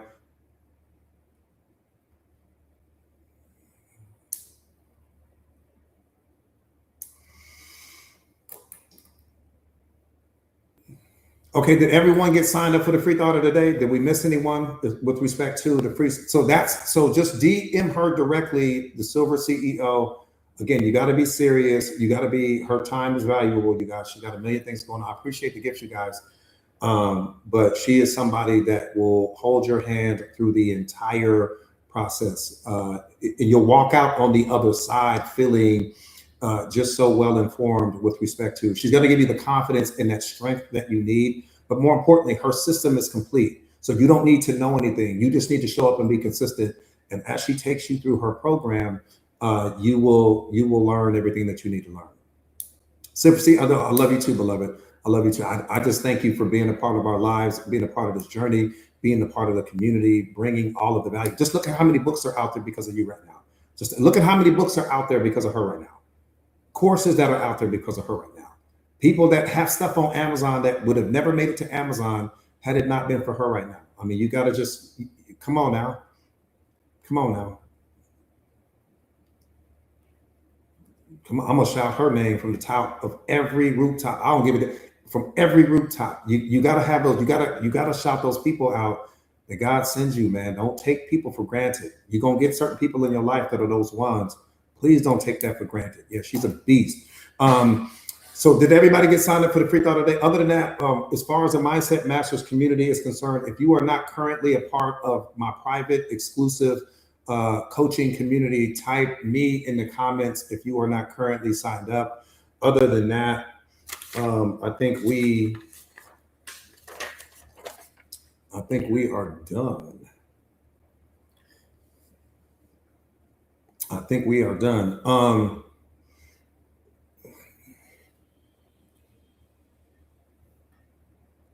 Yep, Scar. It's your ego. It's your ego. It's the only thing you have to slay. And the reason why it's your ego is because what makes your Goliath your ego is because your ego has you trapped in psychological time. What's psychological time? Past or future. That's all ego, right? So think about it. If you don't have past or future, right, then anxiety is gone, depression's gone, fear's gone, doubt's gone. All of these things are gone because where do these things come from? They're either coming from the past or they're coming from the future. So your ego has you. Your ego is also the one that pulls you out of the present moment. It's the only thing that has the power to pull you out of the present moment. It's going to have you focus on something that already happened or focus on something that needs to happen. And then what it's going to cause you to do is it's going to cause you to project your past onto the future. So you never fear the unknown. It's not the future that you fear. You fear what you imagine might happen. And your ego is always going to give you some worst case scenario. Ooh, what if this happens? Because look at what happened in the past. And what if this happens? Before you know it, you all afraid of something that there's nothing to be afraid of. So your ego is that Goliath. It's the reason why most people are going to the therapist, unbeknownst to them. It's because of the ego. Real quick, for the people that are not currently in the Mindset Masters community, again, which is our exclusive community,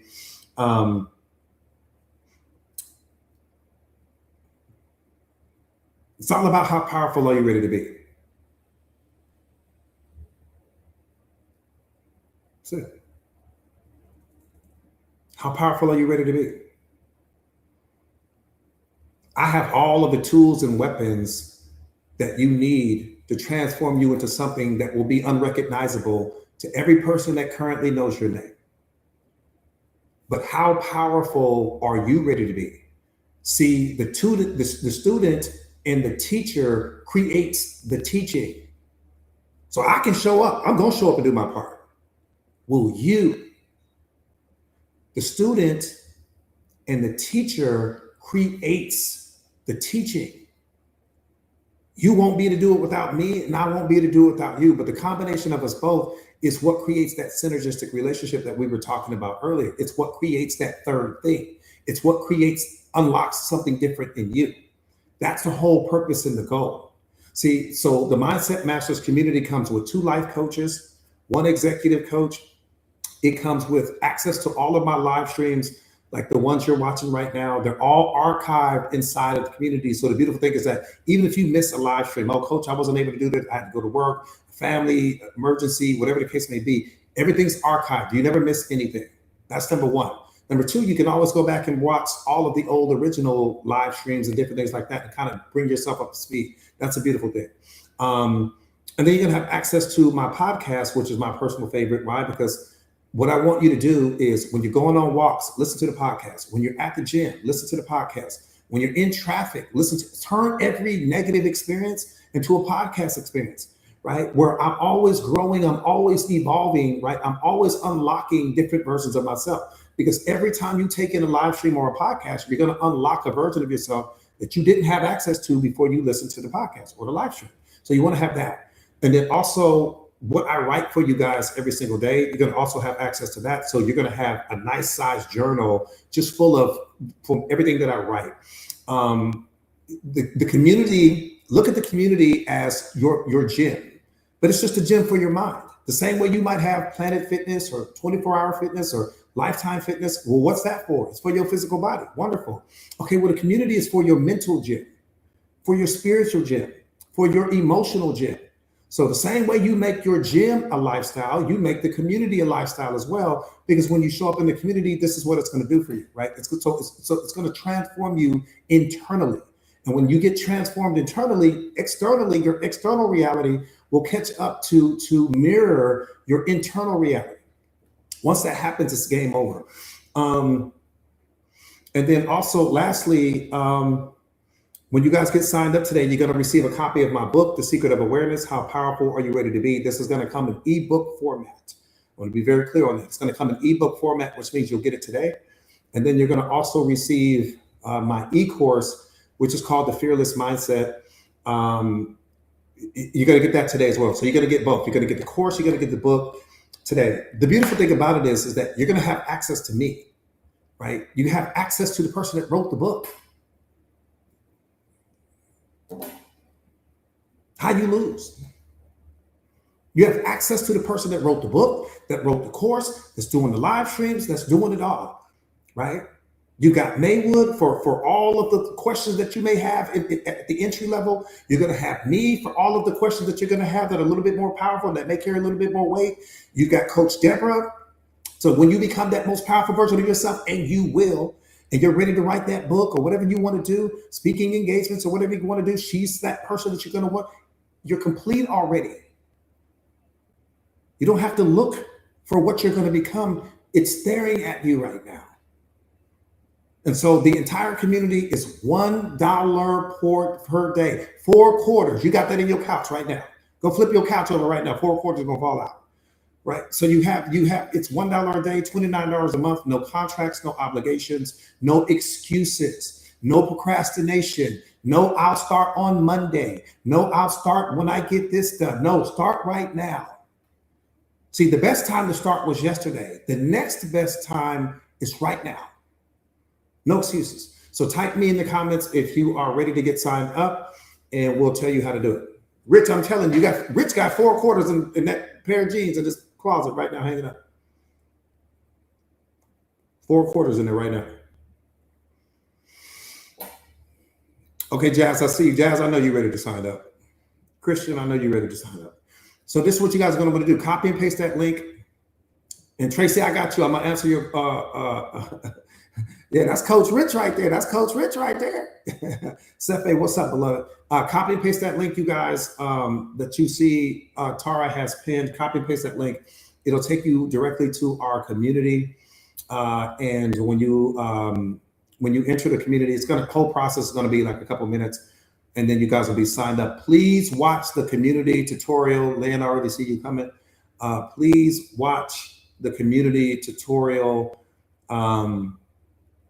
And it's located in the tools section inside the community. It's so important, so important, so important. Please watch that. Please watch that. Lynn, I felt you. I felt you. I felt your energy. I felt it coming, beloved. I felt it coming. Yeah, Jazz. But Jazz, make sure, Jazz, you watch that community tutorial. Whatever you do, watch that community tutorial, just so that you can be familiarized with where everything is. Of course, I'm going to be there. Jazz, also, when you reach out and when you get inside of the community, any questions that you have, you can either reach out to Coach Tara once you get inside of the community. And just if there's anything you need, any questions that you need answered, and she's got you covered. Yeah, Trina lives there. She like me. Every time I look up, Trina's in there too. She's super active and super vocal. I'm so proud of you, Trina. She's super active in the community. I absolutely love it.